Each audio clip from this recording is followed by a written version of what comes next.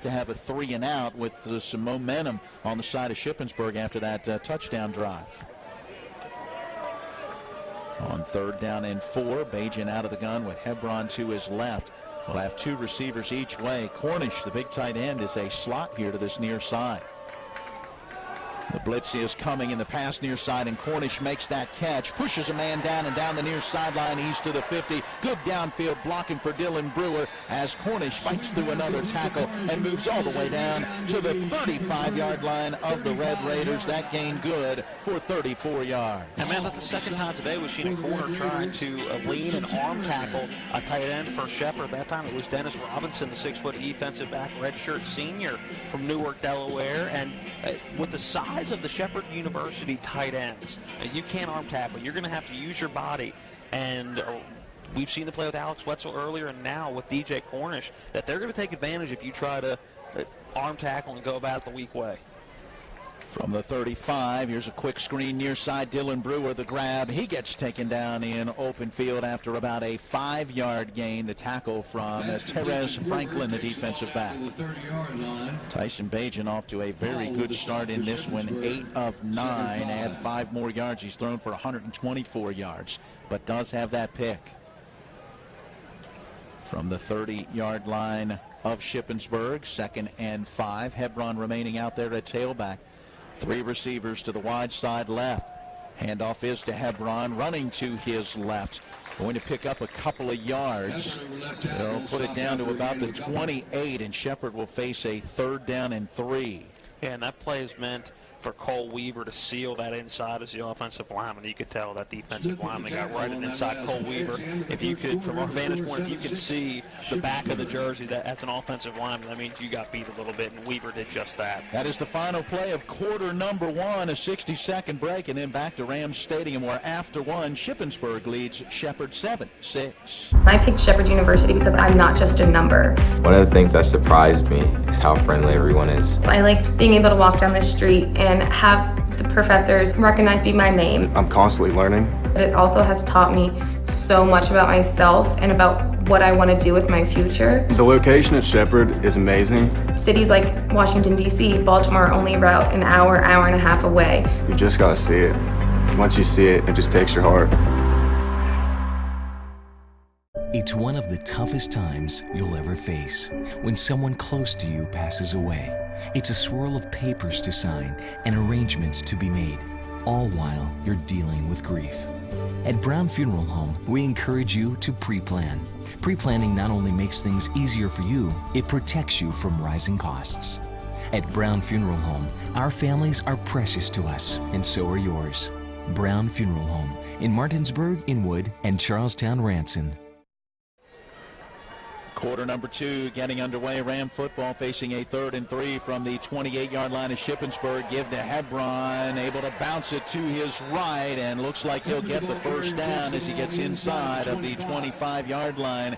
Mark him to the 24. That's a 4-yard gain, and Matt, he did a lot of that on his own. Yeah, he did. Good bounce out by Hebron, and I think Shepherd, lucky there was no hold called on that right side. Joseph Fisher had his arms completely extended on the defender. It looked like he was ready to make the play, but a good block, apparently let go in time, and a good job by Ty Hebron making that play to happen a lot on his own. Yeah, going off the right side of the line, just continued to bounce further towards that sideline till he got some open territory. Pitch to Hebron coming near side, penalty marker thrown just at the snap of the football, and this one may be coming back.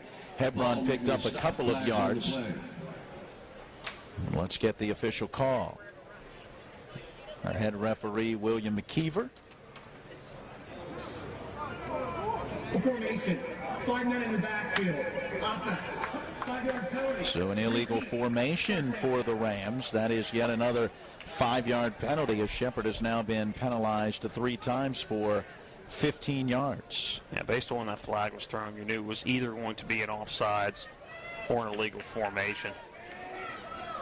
Move it back to the 29 of Shippensburg. 1st down and 15. We apologize for some technical difficulties. We had a power outage back at the TV station, the main hub of being able to get the broadcast out, and so we understand that is being taken care of, and we are getting back on the air.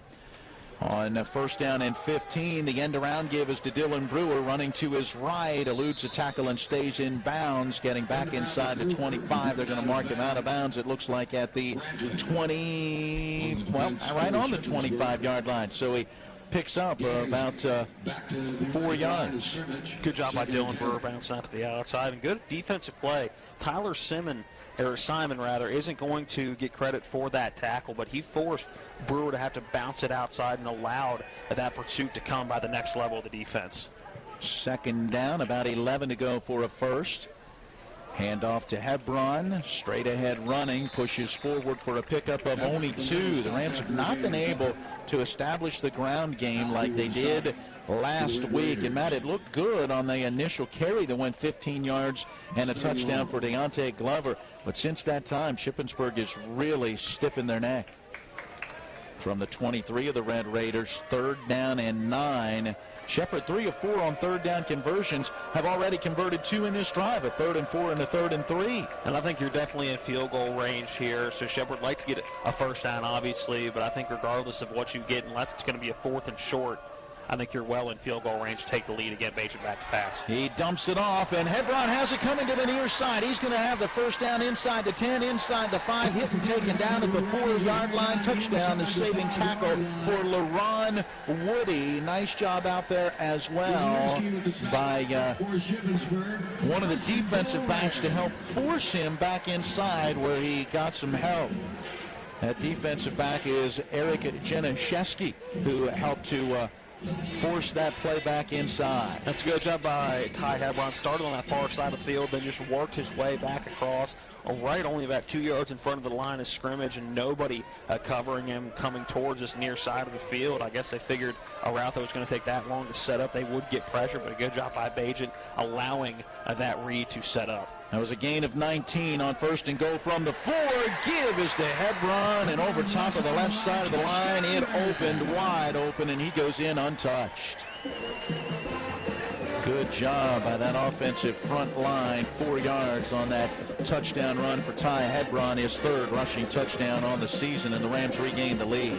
Yeah, Hebron not going to jump off the page stat-wise last week, but did manage to find the end zone twice, and now 3 touchdowns so far over a game and just over a quarter in time. Extra point for Hayden August to Scriven. The last one blocked. He puts this one up and through. We have, 11:57 to play here in quarter number 2 as we step aside with Shepherd out in front now, 13-7. Hi, this is Eric from Hagerstown Ford. I keep telling you that Hagerstown Ford has completely changed the car buying experience forever. And with a return policy easier than Walmart, Hagerstown Ford has a goal to deliver 350 cars and trucks per month. And when I say deliver, I mean deliver to you, where you are, just like Amazon does. And if you don't want it, return it. No questions asked. The only way Hagerstown Ford can accomplish this extremely aggressive goal is to make the car buying process fast and easy. We simply refuse to play the dumb back and forth games that most dealerships want to play. There's absolutely no reason for you to waste your precious time at a car dealership. I assure you, there is no dealership from Winchester, Virginia to Washington, D.C. that can beat our price. There's no dealership that will allow you to return your new car if you don't want it. Hagerstown Ford absolutely has the best price, and we'll bring the car to you. And if you don't want it, return it, period. No questions asked. There's no reason to buy anywhere else. Visit HagerstownFord.com to schedule your VIP experience and get your new ride delivered to you. Contact dealer for details. Hayden August Scriven preparing for the kickoff after a very impressive drive, Matt. The Rams scoring 10 plays, 75 yards, 5 minutes and 32 seconds. It's a 4-yard touchdown run for Ty Hebron, and it has the Rams in front 13-7. Scoring summary, a service of former Ram Mike Folk, running for governor in West Virginia. Find out more at folk4wv.com. I'll tell you what impressed me most about that drive after this ensuing kickoff here. I'm going to see if I can figure it out ahead of time. Kick on the way, and another very nice high deep kick. This one going to be caught by Judge at about the 2-yard line. Starts upfield, gets to the 10, and Deontay Glover, the running back on special teams, makes the big tackle there. Usually when I say good play on special teams, I say that's how you earn time in other places on the field, but I don't think Deontay Glover's going to have to worry about that. But on that last drive, I was impressed with Shepherd, able to convert a couple of third downs and able to do it in a variety of different ways, running the football, play action pass, just straight dropbacks. And they converted a couple of those third downs in the area of the field in which they've struggled this year, and that is inside the 35-yard line. That was a very well put together drive, and one they needed after that interception by Tyson Bajan 2 series ago. They completed, or converted, 3 third downs in that scoring drive. On first down, play action pass and a slant to the slot receiver to the left, hauled in by Charles Heaton, who will take it out to about the 24 for a 14-yard gain. Heaton's had a good first half. Cena has had a good one as well. He is now nearing 100 yards at 99 yards on 8 of 11. 5 first downs for the Red Raiders from their own 24 on 1st and 10. Cena sends Judge in motion here to the near side. Throws to that far side, and that's Durkin out of the backfield with the catch. Ponce de Leon able to get him down at the 33-yard line. That gain will be good for 9 and set up 2nd and 1. And, Matt, you see a lot of times in college football all the backup quarterbacks giving signals on the sideline. A different approach for Shippensburg. We're on their side of the field, and one of the quarterbacks holds up a Gatorade towel, and only 2 guys are giving signals, so really blocking that Shepherd coaching staff on the far side from possibly stealing signs. Not something you see all that often. Handoff going to Durkin. Almost lost the football as he ran into the back of the pile. Great push to be able to get into that backfield, and eventually, as that Dustin Fisher able to make the stop. Kid Dustin Fisher going after the quarterback on that play, going at 1,000,000 miles an hour. Did a good job of pausing when he got to the quarterback, turning around and realizing the play was right there. A good job by that front 7, bottling up that area. Durkin nowhere to go, and a good defensive play brings up a 3rd and short. 3rd down and 2. That was a loss of 1 that time for Durkin. Man in motion to the near side, sets up. Quick throw, and the pass is caught, and a nice job by Chris Jones as he's able to spin down Winston Eubanks, but Eubanks on that quick comeback route able to get out to the 37, a gain of 5. And that's just a great route by Shippensburg. Chris Jones playing about as tight as defense as you can possibly play. Just a great job by Shippensburg's offense, knowing where the sticks were, and a good offensive play call by offensive coordinator Jesse Correll. They're able to convert on that 3rd down and 2, and now from their own 37, they get a fresh set of downs. 6 first downs so far for Shippensburg. Haven't been able to establish a ground game at all, but Musina has thrown well. Judge in motion, takes that little underneath pitch. A penalty marker is down as Judge gets drilled by Chris Lane. Antonio Fox came up for the initial contact, and then the linebacker Lane came over and laid him out. And Kyle Smith was on his stomach in the backfield, so I believe that's going to be the player that was held. Waiting to see the official call. Number 55, Holding called on Shippensburg. It occurred in the backfield, so it will get marked off from the line of scrimmage, erasing that last gain. And Shippensburg has now had 2 major type of penalties. They had the roughing the passer earlier, in this a hold, so 2 penalties, 25 yards. Yeah, that's a long play for offensive linemen not to hold on. That receiver coming in motion, but not necessarily quickly based on when that ball was snapped. So you saw Messina hold the ball an awful long time, so a lot of time for the offensive linemen to try to hold their ground without committing the penalty. Becomes 1st and 20 now from the 27. Quick pass, far side, slot receiver David Ballant pulling it in and quickly gets taken down.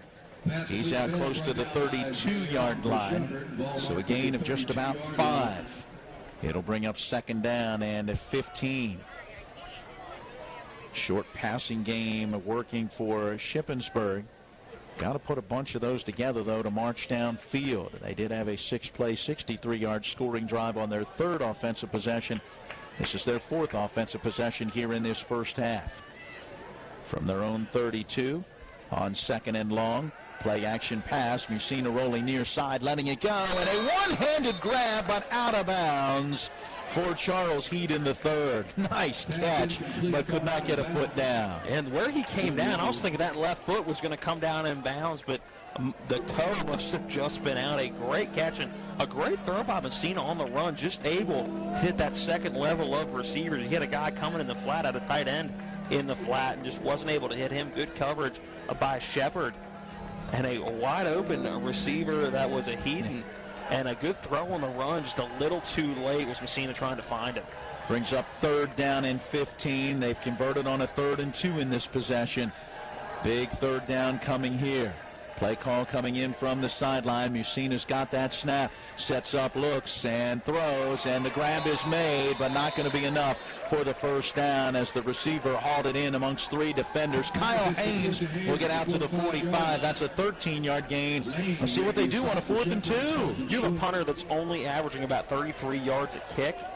I think you go for this here. You're close enough to midfield at the 45-yard line. You only have to get a long one. I'm not even sure that's completely 2 yet.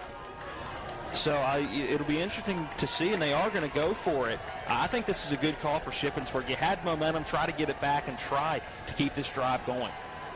See if they try to draw the Rams off or if they run the play. They do run the play. Hand off to Durkin, looking for running room near side. He's got that first down as he found a little cutback lane and drags the tackler inside of the 50 down to the Ram 48-yard line.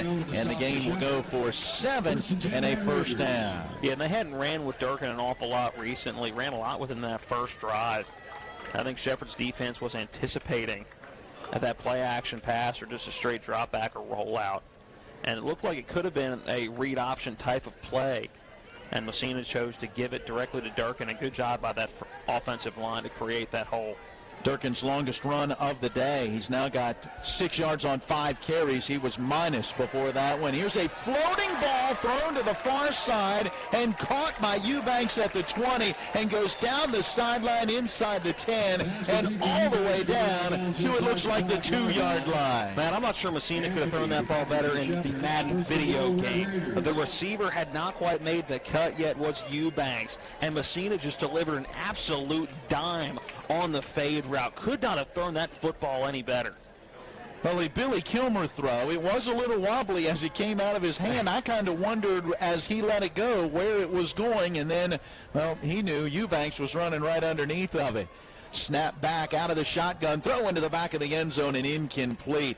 Musina getting pressure that time from Ponce de Leon and helping to force that incompletion. Wanted to get it to David Ballant in the back of the end zone. Yeah, so far Messina having himself a whale of a football game, 13 for 18, 176 yards.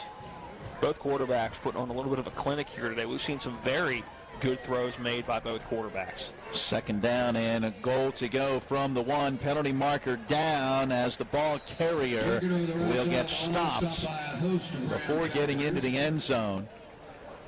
Looks like they try to go back to the ground game, and the big fella, Luke Durkin, 6'3", 230. Let's check that penalty. Offsides, number 68, defense. Half the distance to the goal. Repeat. Not much harm in that one. You're only moving in a yard. So 2nd down, goal to go from inside the 1-yard line. 11th play of this offensive possession for Shippensburg. Down 13-7, but threatening to tie and with an extra point take the lead. Durkin to the left side of the quarterback. Musina out of the gun. He's got it. Hands it off. Durkin here to the right side. Gets into the end zone for the Shippensburg touchdown. Saw a little opening, just lowered the head and shoulders and made sure that he got that ball across the plane. Well, neither team can seem to establish a continuing drive of momentum or get it on defense or offense. Both offenses clicking right now, and I think both defenses trying to figure out how to stop the other. And you go back on that drive, a big 4th down conversion that kept that drive going in Shippensburg territory at the 45-yard line. A great play and a good job running the football by Shippensburg.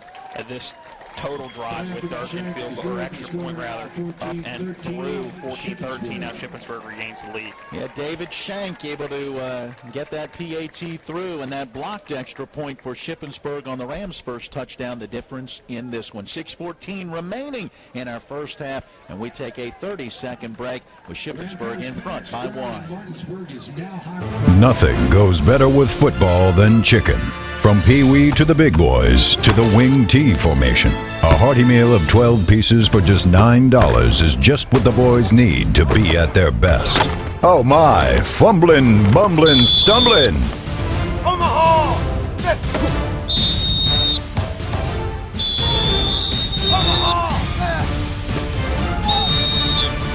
Rock's 12 pieces of chicken, just $9. What an impressive drive for Shippensburg. Drive summary, a service of Mike Folk for Governor. Accountable, ethical, responsible. Learn more online at folk4wv.com.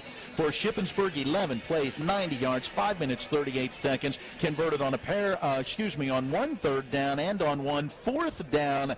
And in the end, they get the 1-yard touchdown run for Luke Durkin, his 4th rushing touchdown of the season. And with the extra point, they've got the lead. It's Ronnie Brown who took it at the 5, works upfield, gets hit, driven sideways, and taken down. They'll mark his progress out to about the 22-yard line, and that is where the Rams will have it. Back-to-back scoring possessions for this Shippensburg offense, Matt. Yeah, and Shepherd's going to have to do what they did last drive and bounce back after the defense could not hold. Again, the defense couldn't hold 2 drives ago after an interception. But right now, this is turning into an offensive battle. And what Shepherd's offense has done this year was be up to the challenge in the first half. And you've seen the second half them start to falter a little bit, but they'll need to find the end zone as much as they can here in the first half. 6:08 left here in the first half of play as Bajan takes the snap and a play action pass. Rolls far side and lets it go, and Dylan Brewer with the catch, stays in bounds at the 42, lost the football, and then dives on it at the 44-yard line. 22 yards on the game. Good job by Brewer falling on that football. That would have been absolutely devastating if he would have caught that football up, and Shippensburg would have fallen on it at that point in the field. 45-yard line going in. Good job by Brewer. It was a good move back in the inside part of the field. Just didn't quite have the football secured when he made that move. Well, they can't advance the fumble, so they move it back to the 43-yard line, so 21 yards on that last gain. First down and 10. Snap back, and the give to Deontay Glover gets an opening here to the near side. Good downfield blocking by Dylan Brewer, and Glover gets to the sideline going out of bounds at the 40-yard line. Let's see, they're going to mark it all the way down to the 39 of Shippensburg. Wilson with the stop for the Red Raiders. So that gain good for 18 yards. Big run for Deontay Glover. Defensive coordinator Mike Burkett on the field. He is not pleased with that run and what he saw in his defense. Also not too happy with the officials as he has given them a piece of his mind. Not real happy with the running game so far. I don't know what the argument would be. That was a good block by Dylan Brewer, the wideout out here on the edge. I don't know if he was looking for a hold on that or what.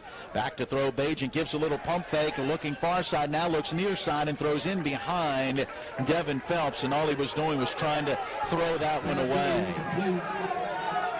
The Shippensburg sideline wanting an intentional grounding call, but not going to get it. Devin Phelps was in the area. Now, he wasn't looking for the football. He was downfield much further, but there was a receiver in that given area. Just the second incompletion for Bajan. I've got him 11 of 12 for 165 yards. From the 39 of Shippensburg on a 2nd and 10. 4:47 to play first half. 14-13 Shippensburg. Receiver screen caught by Dorsey on that far side with blockers in front. He gets to the 30-yard line. Well, they'll mark him shy of the 30, make it the 31. That's a gain of 8 and brings up a manageable 3rd and 2. I think this is 4-down territory regardless. I think if you're Shepherd, you need to find the end zone on this drive. 4:23 and counting here in the second quarter clock. I would expect a run to Glover here, right up the middle. They seem to have done a pretty good job of that so far. It's the runs that have been to the outside that have been hit or miss. You either see those 15-yard gains or bottle up right at the line of scrimmage. And so far, right at the gut again in that 0 and 2 gap. It seems to have worked very well so far today, and power pistol to the left. On 3rd down and 2, the give is to Glover, a little stutter step, and then pushes his way forward. He is not going to get it. He does get inside of the 30-yard line, but it is going to bring up, I think, a 4th down and about a half a yard for a first. Matt, you are looking at me and giving me the indication that, hey, I think he got it. But no, they're actually going to put the nose of the football touching the 30-yard line. I don't think he got a good spot on that. No, not at all. I think that was closer to the 29-yard line. I'm not a fan of that spot at all. If it's up at the 29-yard line based on the yard or the down marker, that's probably a first down. Yeah, I'm not a fan of that spot at all. The Rams, it looks like, will go for it on the 4th down and short from just inside of the 30-yard line. Again, that power pistol, man in motion here to the near side. There is the snap back. Glover takes that handoff, pushes his way forward. He bounces off the pile and gets an extra yard, and he's got that first down as he picks up 3 down to the 27. That's a good run right up the gut. I still struggle with a 4th and inches, lining up in the shotgun formation and giving that ball to Deontay Glover about 6 yards behind the line of scrimmage. You want him to get ahead of steam. And I get that, but I also think that you line up under center and Tyson Bajan with the quarterback sneak. You only need about 6 inches. Not with that AC joint. Lean with the other shoulder. 1st and 10 from the 27 of Shippensburg. The handoff again to Deontay Glover, and he will pick up a couple of yards as he gets to the 25, so a 2-yard gain. I got 8 carries, 40 yards for Glover so far in this first half, including a 15-yard touchdown run the very first time that he carried the ball. 2nd and 8 coming. Clock winding, 2:35 and counting here in our first half. 14-13, Shippensburg in front by 1 thanks to a blocked extra point on the Rams' first touchdown. And that was big. Hayden August Scriven was 20 of 22 on PATs this season before that block on that first touchdown. Bajan out of the gun, throws near side. Dorsey with the catch, and a penalty marker. 2 penalty markers come down as Dorsey goes down right at the line of scrimmage. They're going to get a hold on Devin Phelps. I don't agree with that at all. He was locked up in the chest protector of the shoulder pads. Both the defender and Devin Phelps are both locked into each other, not going anywhere. That's not a hold. That is a good block by a wide receiver. I don't agree with that at all. Number 1. Yeah, I'm with you. I really didn't see the hold there either. But perhaps when you're getting some of the chirping from that Shippensburg sideline, you start to pick a few things up. So that will be -10 on that holding call. And for the Shepherd Rams, now 4 penalties for 25 yards. It will back that football up to the 35-yard line and bring up a 2nd down and about 18. I think one thing the referees may have been looking at there is the fact that they weren't moving. They were sitting still, and that defender couldn't get anywhere. So maybe that played a role in it as well. On 2nd down and 18, Bajan will send Ronnie Brown out of the backfield. Up, we should have a penalty marker down. Looked like the end had jumped on this near side. Pass goes far side where it is caught by Alex Wetzel. They'll get to the 31-yard line for a 4-yard gain, and no penalty marker down. Looked like the defensive end here from the right side of the line, Tim Bradley, was starting early, but apparently did not cross the neutral zone. Apparently it was a very well-timed play by the defensive end. Apparently. Big 3rd down here for Shepherd, 3rd and long. See what they do here, 1:10 and counting as Bajan will give some instruction out to his receivers. 2 lined up each side here. Now 1:02 left on a running 2nd quarter clock. On 3rd down and 14, Bajan wants to throw, dumps it, and incomplete. Wanted to get that one to Devin Phelps, but the linebacker, Tyler Simon, was in the area, and I think forced that pass to be a little lower than he wanted it to be. So with the incompletion, too far for a field goal. You'd be talking about a 48 or so yard field goal with 57 seconds left in the first half. And it looks like the Rams will go ahead and go for it. Shepherd converting on a 4th and 1 in this possession. Can they convert on a 4th and 14 10th play of the possession. And nope, Bajan is just going to give a little pooch punt. It's going to land at the 8-yard line, take a sideways bounce, and out of bounds. Mark it at the 6. I was wondering if that was going to be the call. We've seen Bajan do that pooch punt once so far this season, and the reason I was thinking that was if it's an incomplete pass, you're not losing anything with a missed field goal anyway, so you figured it had to be either a run to try to get some yards, but you wouldn't want to risk an interception either, so I think that's a smart play by Coach McCook, and I think a play that needed to be made. You didn't want to line up in a full-on punt and allow a return, but a quick little pooch punt just to get it out. Now Tyson Bajan, one punt for 47 yards and put that one out inside the 20. This is his second punt. He goes for only about 25 yards, but again, he puts it out inside the 20 at the 6-yard line. You got to imagine Shippensburg will be relatively conservative here. Man in motion, Eubanks to the near side. Handoff going to Durkin, met in the hole and taken down for no gain on the play, and that's the Ram leading tackler, Chris Lane, who makes the stop. Yeah, and Shepherd's going to call their first timeout. They had 3. Both teams had all 3 timeouts left. Shepherd now down to 2. But based on that pooch punt and based where Shippensburg has the football right now, if it's a quick 3 and out, you force a punt again. You look at Shank, he's only averaging 33 yards a kick when he's punting the football, and punting from the end zone, if Shepherd's able to hold, he's going to need to get it out quick. Shepherd could still try for a field goal here at the end of the half. That's not out of the realm of possibility with 3 timeouts left. And you're probably going to force Ship to try to throw the football, I'd imagine, at some point. I mean, if you run another play and take about 6 seconds off the clock and the Rams can call a timeout, well, you do that 2 more times, and Shepherd's still going to have the football with roughly 30 seconds or so to go in this first half and probably good field position.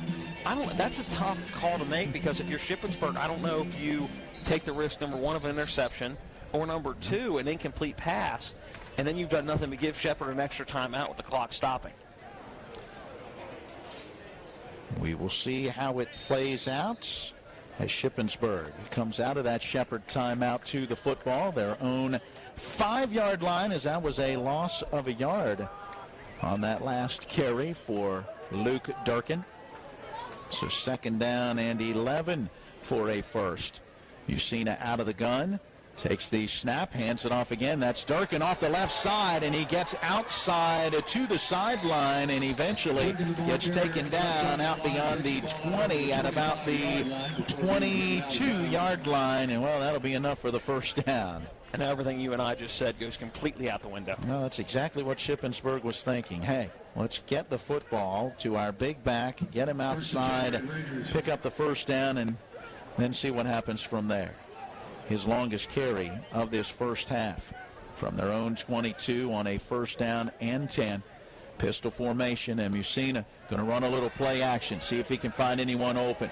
Flushed from the pocket, hit, and taken down, sacked on the play by the Rams, Jawan Addison. First sack this afternoon for the Rams. They have put on some pressure, and they finally get to the quarterback, and that is the 17th time the Shippensburg QB has been sacked this season. All right, that's going to be the last play of the first half. Shepherd not calling a timeout. The clock running 10 seconds. And I think that both teams will be happy going into the locker room with the score right now, 14-13, Shippensburg up by 1. And Matt, one of the keys to the game for Shippensburg that I had in the first half, stay close, stay in the football game. Again, 49-27 is what Shepherd's been outscored in the 4th quarter this year. A good first half by Shippensburg, and you look at an untimely interception by Tyson Bajan, and really is what gave the Shippensburg Red Raiders at one point lead along with the blocked extra point.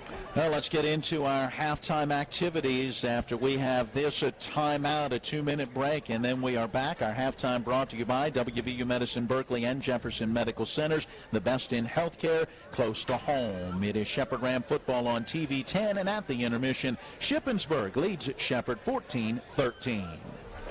At Anthony's Pizza Inwood location, nobody does it better. We make our own dough and we bake it fresh twice daily. That's freshly baked twice a day to make sure your pizza always tastes great. Take advantage of our Anthony's Pizza special offer. Get 2 large one-topping pizzas, just $17.99. And when you buy 3 12-inch subs, the 4th one's on us. For the best in freshly made pizzas, subs, calzones, stromboli, lasagna, and more, it's got to be Anthony's Pizza, 372 Middleway Pike in Inwood. Call 229-7373 for delivery, anthonysmenu.com. Hello, I'm Michael Falk, a lifelong resident of West Virginia, husband and father. I worked my way through school and life with honesty, hard work, and determination. These principles have served me well in athletics, education, farming, and aviation, and have carried me through years of fighting for a more accountable government at the local and state level. These same core principles will allow me to serve you well in Charleston. I believe true leadership is sticking your neck out for right, even when it goes against the establishment. You can help me put principle over politics and beat the odds one more time.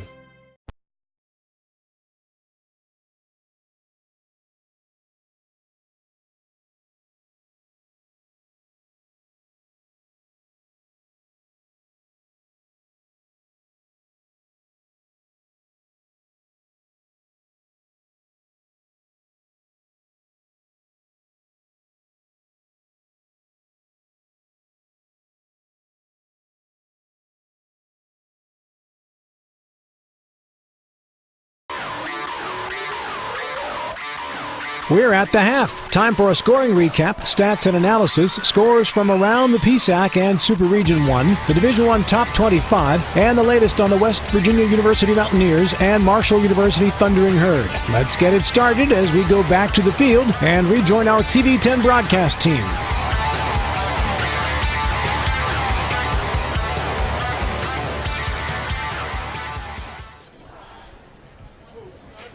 We welcome you back to Ram Stadium along with Matt Crawford. I'm Matt Miller. Caleb Falero, our engineer at the studio, operating cameras today. Eric Sterick, Jenny Kuhn, and Scott Elwood. John Alderton running our Sling studio from here on site. Our on-site director is Joseph Dagg, and our video producer, Jason Kerr.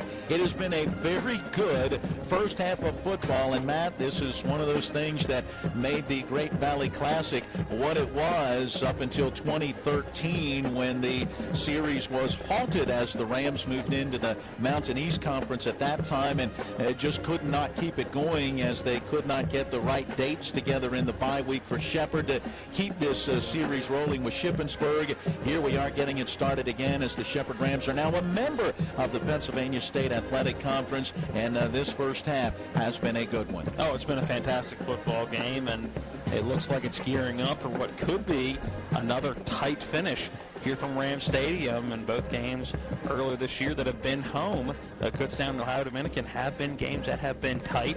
Different types of games. Shepherd had a lead in both of those games at the half, but you could see momentum starting to turn at the end of the first half in both of those games. This one, I don't think you can say anybody really has momentum. It's traded off several times within this first half, and it'll be interesting to see what happens in half number 2. I think this is really a toss-up right now, a very tightly contested football game, a good defensive football game so far. Well, the Shepherd Rams will get the football to start that second half, so let's see if that turns out to be an advantage for them, as right now they trail by a 14-13 score. Matt, as we recap the scoring in this first half, Shippensburg taking that first possession, got a first down, but then after 3 more plays, an incomplete pass on a 3rd and 1, and they were forced to punt. Shepherd getting the football at their own 27 with their first offensive possession, and the Rams, much like they've done all season with that first possession, have come out and looked good. 5 plays, 73 yards, 2 minutes, 56 seconds, 15 yards on the touchdown run for Deontay Glover, and the Rams had the 6-0 lead as the Hayden August Scriven extra point was blocked. But again, you get that first possession for Shepherd. They march right down the field, but then can't duplicate that the next time they have the football. Well, that's a sign of a good defensive coordinator. And I think both sides have a good defensive coordinator that's done a very good job of seeing what the opposition is going to do in that first drive. We've said it all year. That's really what Josh Klein has done all season long. It's not a surprise if Shippensburg comes out and looks good on the first drive. It's not a surprise if anybody comes out and looks good on the first drive. And then you see quick adjustments made by the defensive coaching staff of Shepherd. And I think on both sides, we've seen that today.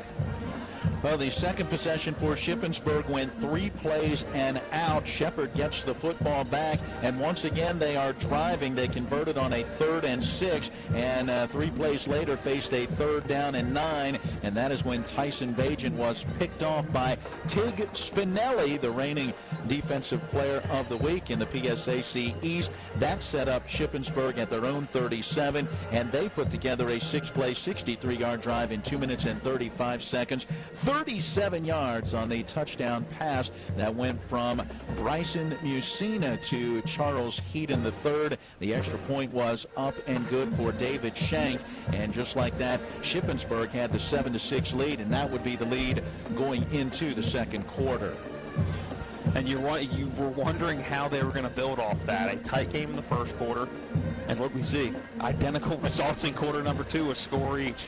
Well, it was Shepherd getting their 3rd possession with 2:29 left in the first. They carried that football into the second period, and with 11:57 to play in the first half, the Rams capped a 10-play, 75-yard drive in 5 minutes and 32 seconds with a 4-yard touchdown run for Ty Hebron, and the Rams with the extra point up and through for Hayden August Scriven took a 13-7 lead, but again, it would be short-lived as Shippensburg, with their very next possession, started at their own 10-yard line after a very good kickoff and good kick coverage from the go-ahead touchdown, and Shippensburg converted on a 3rd down and 2 and a 4th down and 2 in the possession. 11 plays, 90 yards, 5 minutes, 38 seconds, a 1-yard touchdown run for Luke Durkin. The extra point up and good for David Shank. Shippensburg leading 14-13. Shepherd with a pretty nice drive on their last possession of the first half. Started at their own 22, got to the 31 of Shippensburg, but that drive, thanks in part to a holding penalty, came to a halt. A little pooch punt gave Shippensburg the ball at their own 6-yard line, and they did get a 17-yard run to get out from the shadow of their own goal line and ultimately run out the time on the first half. Matt, one thing that jumps out to me, limited possessions, 5 for Shippensburg, just 4 for Shepherd in that first half. Yeah, and you're not going to be, you look at any football game, if you say, hey, we scored on 50% of our drives, that's not bad for Shepherd, and they've done that, but you just need more drives. You need more time on the field, and it's not that Shepherd's defense is doing that bad of a job not getting off the field. They've only allowed 2 scores in 5 total drives right now. It's just a very cleanly played football game. Both teams able to mix in, run and pass very well. The clock has been running, so you have to take advantage of each possession you're given, seeing if it stays the same in the second half, obviously, but if the second half mirrors the first half, then you've got to take advantage when you have the football. We are at the intermission here at Ram Stadium, 14-13, Shippensburg with the 1-point lead. We need to take a break, but on the other side, we will see what else is going on around the PSAC. A full slate of games, including 3 other games that kicked off at 12 noon, a couple of 2 o'clock starts, a pair of 4 o'clock starts as well. We'll bring you up to date on those after this 90-second break. It is Shepherd Ram football on TV 10. If you hang the WVU Medicine sign, certainly has helped take us to another level. Evolving what we try to do as physicians and as a health system and organization is the mission of WVU Medicine, and it's an exciting mission to be a part of. With the knowledge and the years of practice that they've put into this institution, you know, they know a lot. They can help you, and they've helped me a lot. Having people treated locally enhances their overall care. When you're hurting, we're here. When things are confusing, we're here. When you need answers, we're here. Brown Funeral Home. We've been caring for families like yours for generations, since 1880. Whether you want to plan ahead or you need us now. Our families are precious to us, and so are yours. Brown Funeral Home in Martinsburg, Inwood, and Charlestown Ranson. We're here when you need us. My name is Monica. I'm an elementary school teacher. My name is Mitch. I'm a graphic design specialist. We have 4 children. Currently we have life and auto insurance with Erie. Our agent is helping us to move our homeowners insurance to Erie as well. They've always been a good company and good customer service. If anything ever happens to me, my family will be protected. Your local Erie agent in Martinsburg is Smallwood & Small Insurance. Get a quote at smallwoodandsmall.com. Welcome back to Rams Stadium. Shippensburg with a 1-point halftime lead. Time to see what else is going on around the Pennsylvania State Athletic Conference as we start with the rankings coming into today. In the East, East Stroudsburg, Kutztown, and Westchester all 2-0 in league play and 5-0 overall. Shepherd and Shippensburg both 1-1 in league play. The Rams 3-2 overall. Shippensburg 1-4, and then Bloomsburg, Lockhaven, and Millersville all 1-4 overall and 0-2 in the PSAC East. This is a big game for how the final standings may play out with Shepherd and Shippensburg right there neck and neck. Meanwhile, over in the West, IUP and Slippery Rock are both 5-0, 2-0 in league play, while Calm, Clarion, Gannon, and Edinboro are all 1-1 in league play. Mercyhurst and Seton Hill are both 0-2 in league play, and Seton Hill, the only team in the conference still looking for their first win. They are 0-4. Let's check out the matchups going on today, Matt. A bunch of 12 noon kicks. No Thursday night games this week, all taking place on Saturday. Not sure we've had that yet this year, but a handful of noon kicks similar to ours. Kutztown welcoming in East Stroudsburg, and it is all Kutztown, number 23 in the country, 21-3 at the half. Millersville up over Lockhaven, 21-0. We will be at Millersville coming up in 2 weeks on the road. Bloomsburg is at Westchester, and right now in the second quarter, it is Bloomsburg up 7-0. So a tight game there against Westchester, 7-0. And if Westchester were to fall today and Shepherd were to get the win, that could set up a one whale of what's already going to be a highly anticipated game coming up next Saturday. A couple of 2 p.m. kickoffs that are coming up here in just about 50 minutes. It'll be Mercyhurst at Edinboro, IUP at Slippery Rock in a top 25 battle. IUP in the coaches poll this week is at 16, while Slippery Rock is at number 9 in the D2Football.com poll. IUP 21, Slippery Rock 11, so that should be one whale of a football game. At 4 p.m. it'll be Clarion at Cal UP, and at 4 o'clock also it is Gannon at Seton Hill. Let me real quick switch to the Mountain East Conference, give you some scores of interest in that one. A 1 p.m. start across the board today. Here are the matchups in the Mountain East. Notre Dame is at Charleston. Notre Dame number 7 in the country this week in the D2.com football poll. Number 5, or tied for 5th in the coaches poll.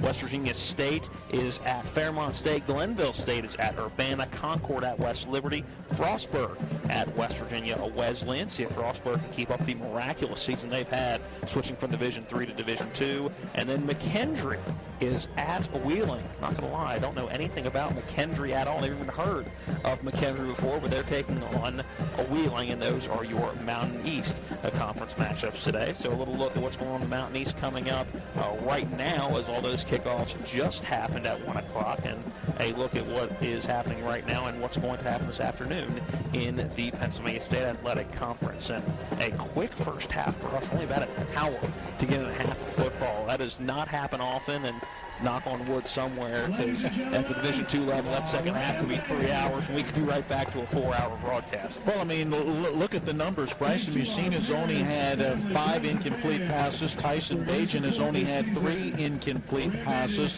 And when you look at 25 carries between the two teams, that clock has been winding a lot of the time. And again, that means limited possessions for both of these teams. Shepherd actually winning the time of possession battle by a little over 4.5 minutes. We'll have more on that as we get into our stats a little bit later on. But first, you got some scores from Division I action? Yeah, let's go to some top 25 scores and scores of interest. Coming up later, WVU playing at 3:30 story as we are about 5 minutes left before the second half here. Some of the top 25 games of interest. Oklahoma and Texas, that's the 6-11 game down in Texas. Oklahoma with a 7-0 lead in the second quarter. Georgia and South Carolina tied right before the half at 10 apiece, and the Maryland Terrapins down 20-7 with 11:05 left in the second quarter at Purdue. And the West Virginia Mountaineers will host Iowa State. That game 4 o'clock this afternoon. Iowa State will host the West Virginia Mountaineers. No. That one's in Morgantown. Iowa State is in Morgantown. Oh, I read that wrong then. Yeah, back to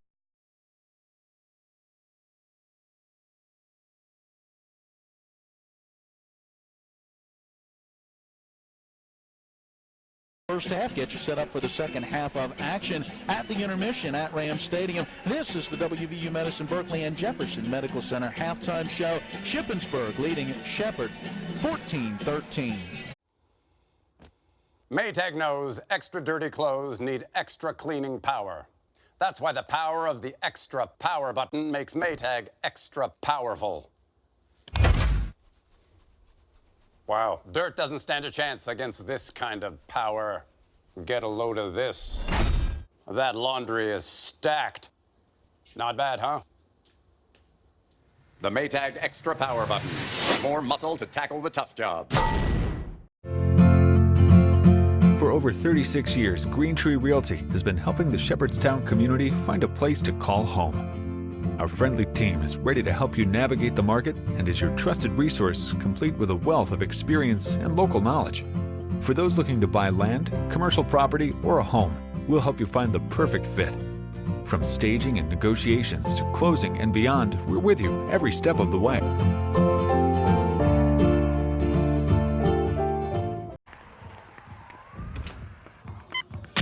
These are more than just the sounds of a safe place to go after school. These are the sounds of interest being ignited and of mentors making an impact. At Boys and Girls Clubs, we don't do just one thing. We do whatever it takes to meet the needs of every kid who comes through those doors.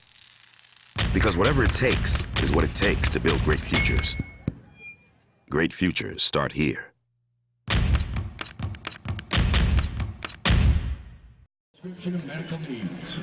Time for a look at the first half numbers, brought to you by the Joe Ferretti Law Office, delivering first-rate service and results for their clients. Vehicle accidents, slip and fall, medical malpractice. Call the Joe Ferretti Law Office for a free consultation at 304-596-8854. I got to look at the team numbers. We'll start with first downs. Shepherd 11, Shippensburg 9. The Rams have run the football relatively well. 15 carries, 62 yards in his first half. Shippensburg just 17 yards on 10 carries. Each team has 176 passing yards. That means Shepherd has 238 total yards on 30 plays. Shippensburg 193 total yards on 28 plays. Time of possession 17-14 for the Rams, 12-46 for the Red Raiders. 2 penalties for 24 yards for Shippensburg, 7 penalties, 36 yards for the Shepherd Rams. The Rams 4 of 7 on third down conversions,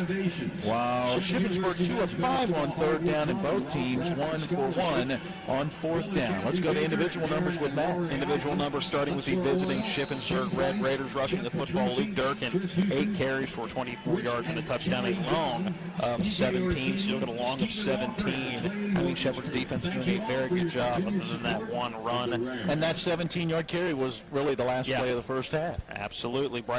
Bryson Messina is 13 for 18, 176 yards, and 1 touchdown. The long of 46 was that great throw on that fade route to the far side of the field back in that second quarter. Receiving, David Ballant, 4 catches for 38 yards.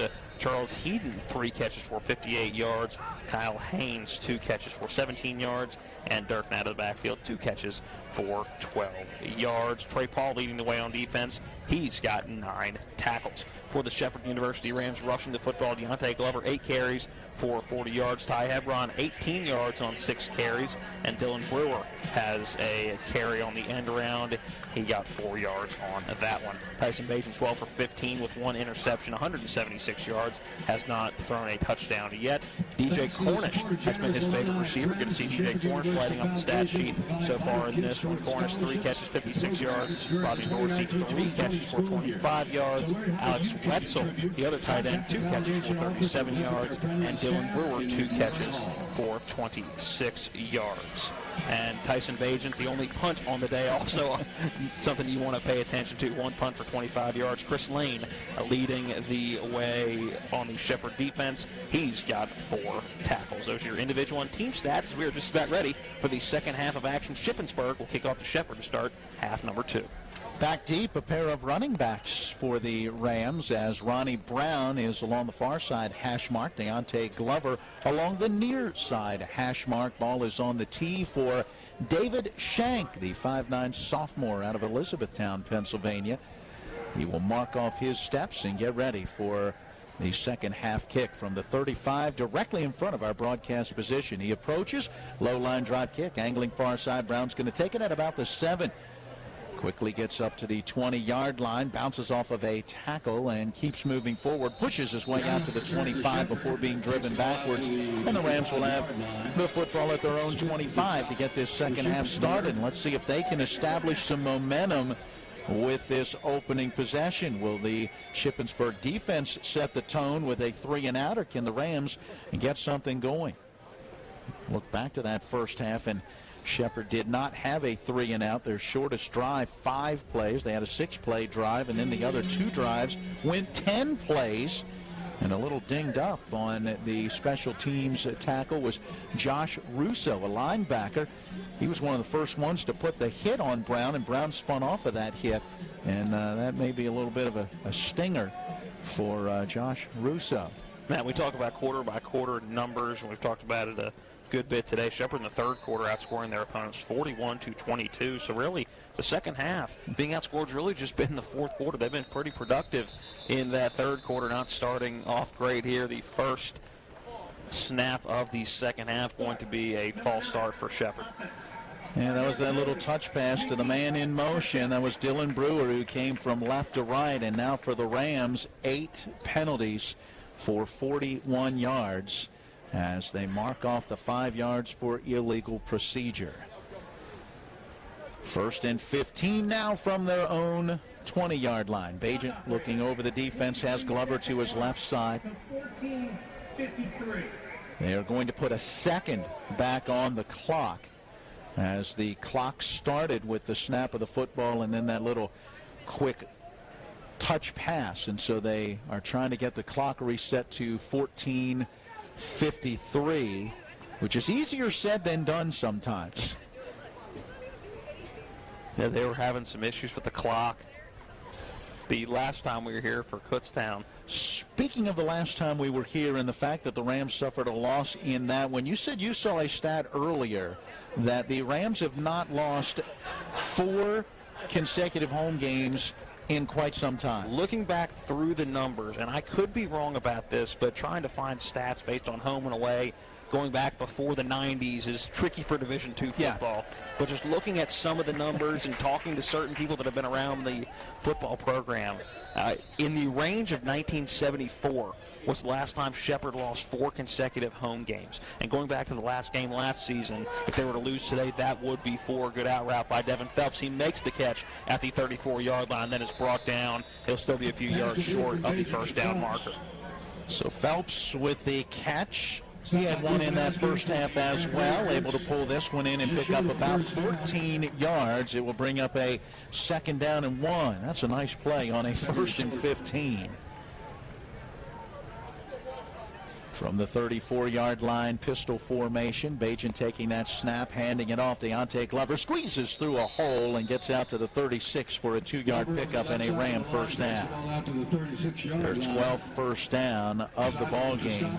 Deontay Glover now at 42 yards on 9 carries. Rams still working to establish that ground game. If they can duplicate what they did in the first half, would get upwards of 124 yards on the game. On 1st down and 10, Bagent looks to throw, lets it go far side. Phelps with the catch and a nice open field tackle as he goes down very quickly. And on that stop is Therese Franklin. Third catch of the game for Devin Phelps. Again, a guy that has been battling some lower body injuries and a couple of different ones, whether it's been a knee, whether it's been a hip, just battling through some injury in this season. And good to see him getting into a rhythm to start this second half. He had the first catch of the game in that first half, then went relatively quiet the rest of that half. So nice to see him get a little more action here in quarters number 3 and 4. Little run pass option and the handoff to Deontay Glover, and met in the backfield very quickly, gets taken down. Busting up that play was the defensive lineman Tim Bradley, redshirt junior out of Garnett Valley, Pennsylvania. That's a loss of 2 on the play. Yeah, linebacker number 30, LaRon Woody, also in there, and that was a case where there was 2 defenders filling up the outside gap and the inside gap, and just one offensive lineman to block. So either way, that was going to be a loss, whether Deontay Glover bounced it to the outside or kept it to the inside. So he chose one and decided to keep it on the inside. 3rd down and 9 coming for the Rams. Back to throw. Bagent looking to the near side. Now throws over the middle, and the grab is made by Dylan Brewer. He's got the first down at the 49 of Shippensburg. And talk about threading the needle. Another nice pass from Bagent. Williams making the play. He did a good job of moving the pocket up a little bit. He sensed pressure from the outside. Didn't tuck it at all. Just was able to move up in the pocket and make a very on-target throw. You mentioned it, threading the needle. Over 200 passing yards now in this one for Bagent, as he has gone 3 for 3 here to open this second half. And as I say it, an incomplete pass on an out route to Devin Phelps on the far side. And I'm not even sure that was an out route. It looked like Phelps was getting ready to block. He was not ready for that throw at all. So I wonder if there was some sort of miscommunication on the play call, because Phelps wasn't turned around to the inside, wasn't turned around to that back shoulder at all. So I think there may have been a miscommunication on the play. Or a read on that play. The quarterback read one thing and the wide receiver read another. 2nd down and 10 from the 49 of Shippensburg. There's that little underneath touch pass, and that is Washington on that one. And Jordan Washington trying to make a cut back, slips and falls right at the line of scrimmage. No gain on the play. So it becomes 3rd down and 10 from the 49 of Shippensburg. The Rams 5 of 8 on 3rd downs, have already converted on a 3rd and 9 with that 14-yard gain to Dylan Brewer. Big play coming here. Shepherd wants to keep this drive alive. On 3rd and long, 2 receivers each way. Bagent has the shotgun snap. Throws along the near side. That back shoulder throw for Devin Phelps. There was some contact, but no penalty marker as Eric Janishevsky was on the coverage. Yeah, tic-tac play. I think if they would have thrown a flag, I think the Shippensburg faithful would have been a little angry on that one. I could have seen it go both ways. I think Devin Phelps turning around, there was a little tug of the jersey, but that ball underthrown. I'm not sure Phelps gets back to it regardless. That was that back shoulder throw, trying to get it to a spot where only he could make that catch. And now Noah Polin to punt it away. 14 punts, an average of just under 37 yards, along of 45. 9 have gone out inside the 20, and that's what he'd like to do here. Gets this one away, high floating kick. A fair catch called for and made by Sean Judge right at the 16-yard line. And that punt will cover 33 yards with no return, and another one inside of the 20. Man, a little bit of a history on this matchup between Shippensburg and Shepherd. Ship leads the all-time series 28-21, but the last 10 meetings, it had been all Shepherd there, 8-2. The current win streak is Shepherd with that one win back in 2013. From their own 16-yard line, 1st and 10, first second half possession for Shippensburg. Bryson Musina, the quarterback, out of the gun, sends Judge in motion to the far side. Here come the Rams on the blitz, and the throw over the middle, and it is incomplete, tipped and almost intercepted, and now a very late penalty marker comes in, and I think we're going to end up with pass interference on Ponce de Leon. That will be the call, which will be a spot foul and should move it about 5 yards up to the 21-yard line. Anything underneath of 15 yards becomes a spot foul. Anything over becomes a 15-yard penalty, and that'll be the second penalty on the Rams in this second half. 9 penalties, 46 yards on the ball game. Moving out to that 21-yard line. And they reset the chains, so it becomes 1st down and 10. Out of the gun, Musina takes the snap. Again, the Rams bringing pressure, and the pass to Judge, and the flat on that left side penalty marker is down as Judge gets out to the 25-yard line.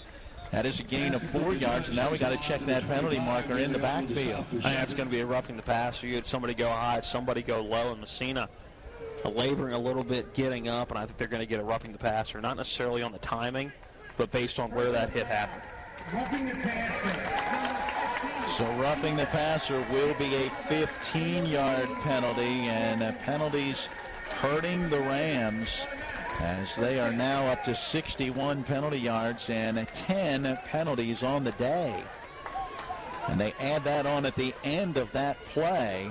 So it becomes a 1st down and 10 now from their own 40, Shippensburg football.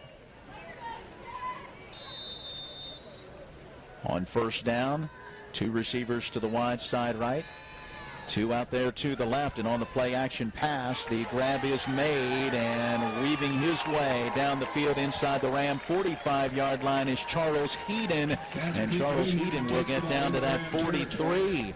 That gain good for 17 yards and another 1st down. Right now, some frustration in the Rams secondary. You saw the corners and safeties get together after that play. You could tell just a miscommunication on who was supposed to be where, and somebody trying to lead out on the field. Josh Klein barking instructions as well from the sideline.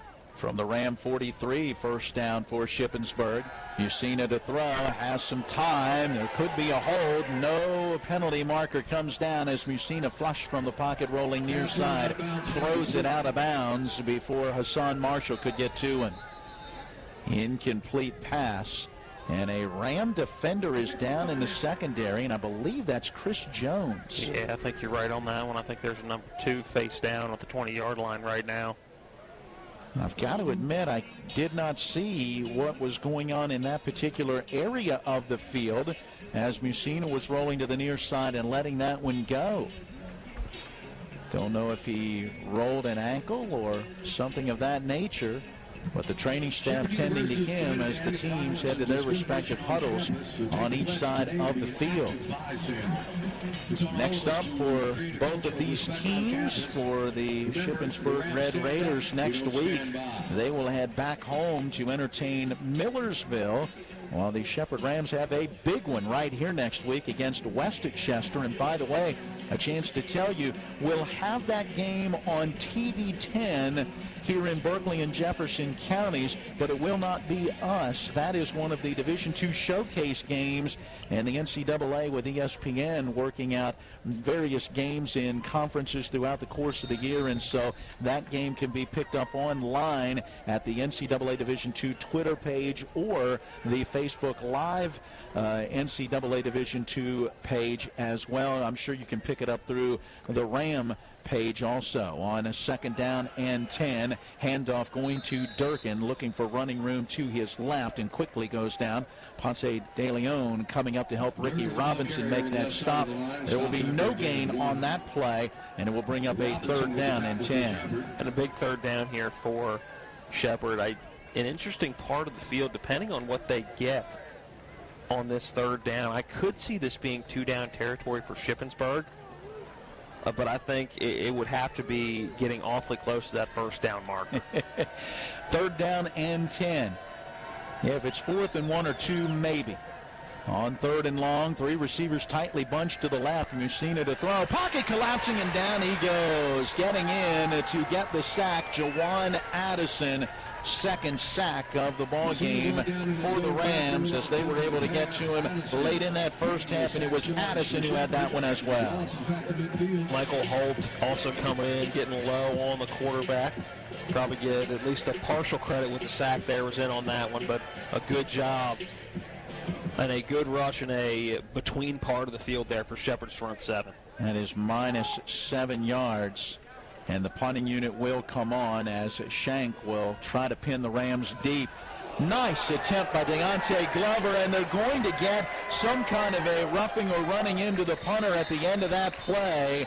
Receiving that punt and quickly going down is Zane Lewis at the 15-yard line. Man, that's going to be a roughing. He was fully extended. I don't think he was on the plant.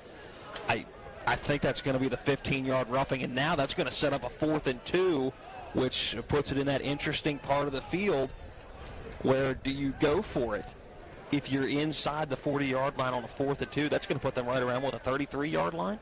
Well, the head referee today, William McKeever, coming over to get into conversation with head coach Mark Majewski of Shippensburg to determine how this penalty will end up playing out. Let's get the word. Number 8.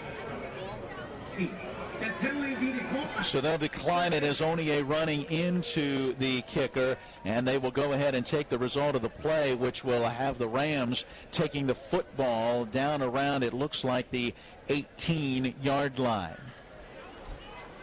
I would love to sit down with somebody and have them explain to me what the difference between those is in detail. Because I know what the difference is, but it seems like in certain situations in the game it becomes awfully subjective to what the referee believes it is. Football set down at the 18-yard line. So that punt, by the way, for Shank covers 32 yards, and another punt for him that goes inside of the 20, and that is the 6th time this season that he has done that. So Ram football, second possession of the second half.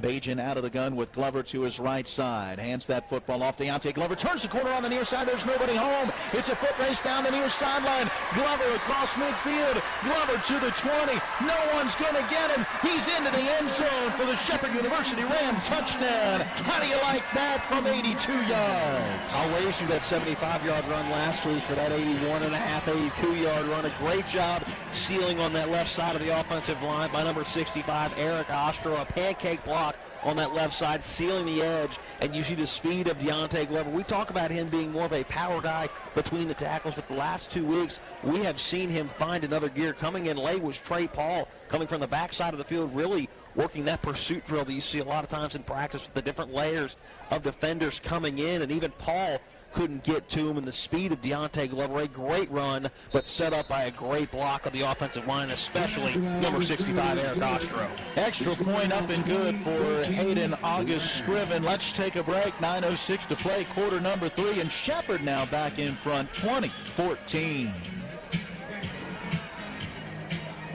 Let's talk trash, because when it comes to trash, you have options. Panhandle Dumpsters is a local family-owned garbage hauling company serving both residential and commercial customers with weekly trash pickup, dumpster service, yard waste pickup, and bulk pickups too. Panhandle Dumpsters will give you a free trash can and provide curbside service for just $23 a month. Panhandle Dumpsters features a fleet of quieter, eco-friendly garbage trucks, thereby reducing the noise usually associated with pickup. Switch now and save up to 30%. Call 833-DUMP-STR, panhandledumpsters.com.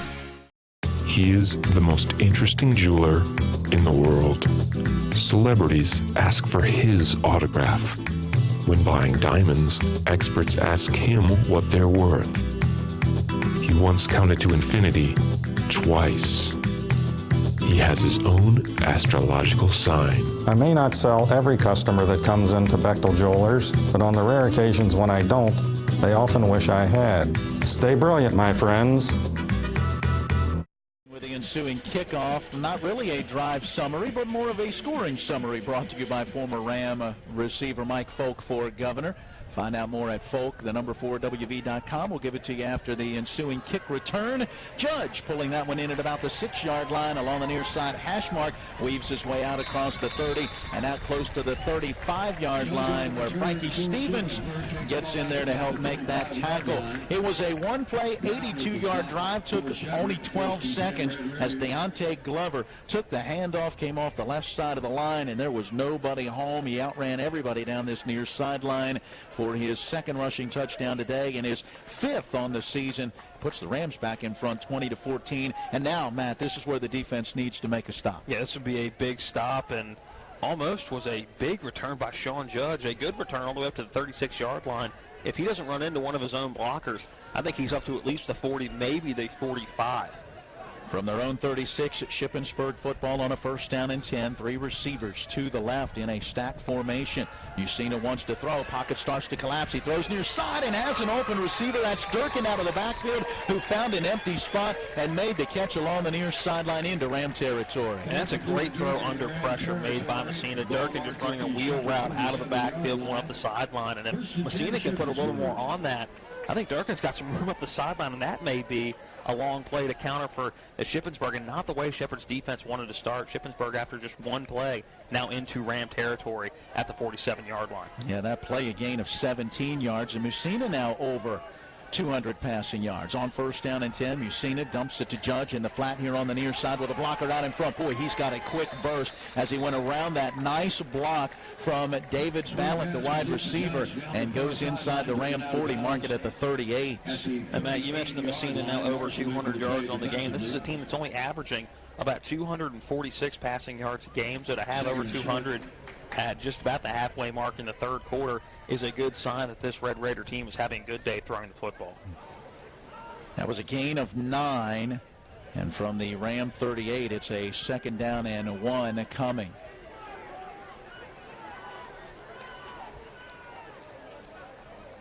Usino waiting to snap. Here come the Rams, and that's Chris Lane, the linebacker on the blitz, who didn't quite time it up and jumps through the line all the way into the backfield before coming to a stop, and that'll be the 1st down the easy way for Shippensburg. Now 11 penalties, 65 yards today for the Rams. Got to credit the hard count by Messina as well. Again, we can't necessarily hear from where we are, but if Chris Lane, being the good defender he is, jumped that quick, that had to have been a very good hard count by the quarterback. Move it down to that Ram 33-yard line.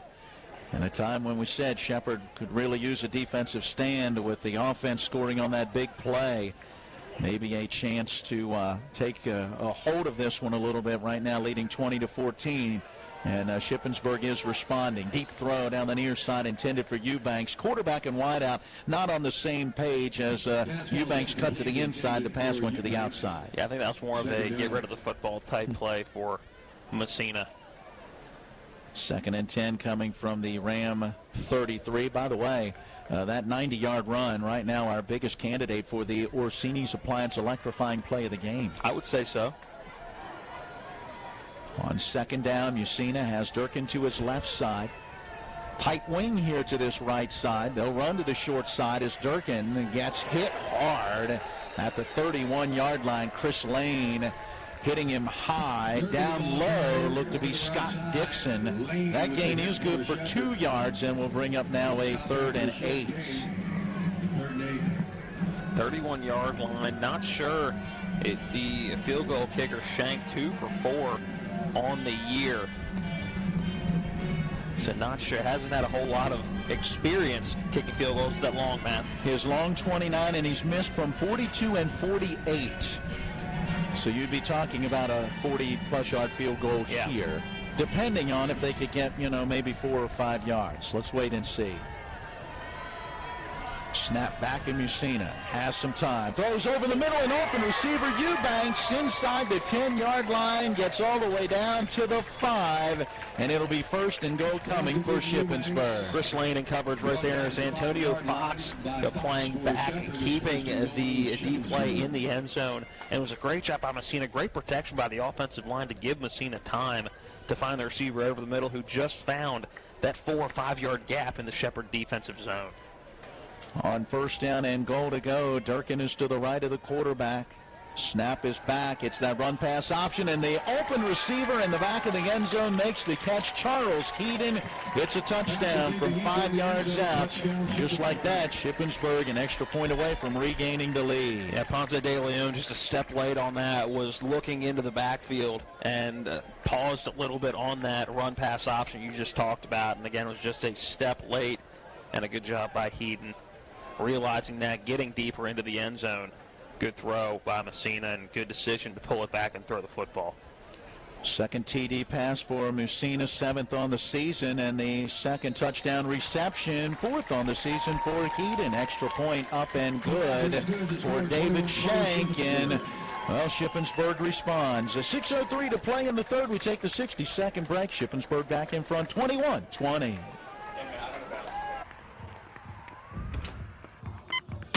These are more than just the sounds of a safe place to go after school. These are the sounds of interest being ignited and of mentors making an impact. At Boys and Girls Clubs, we don't do just one thing. We do whatever it takes to meet the needs of every kid who comes through those doors. Because whatever it takes is what it takes to build great futures. Great futures start here.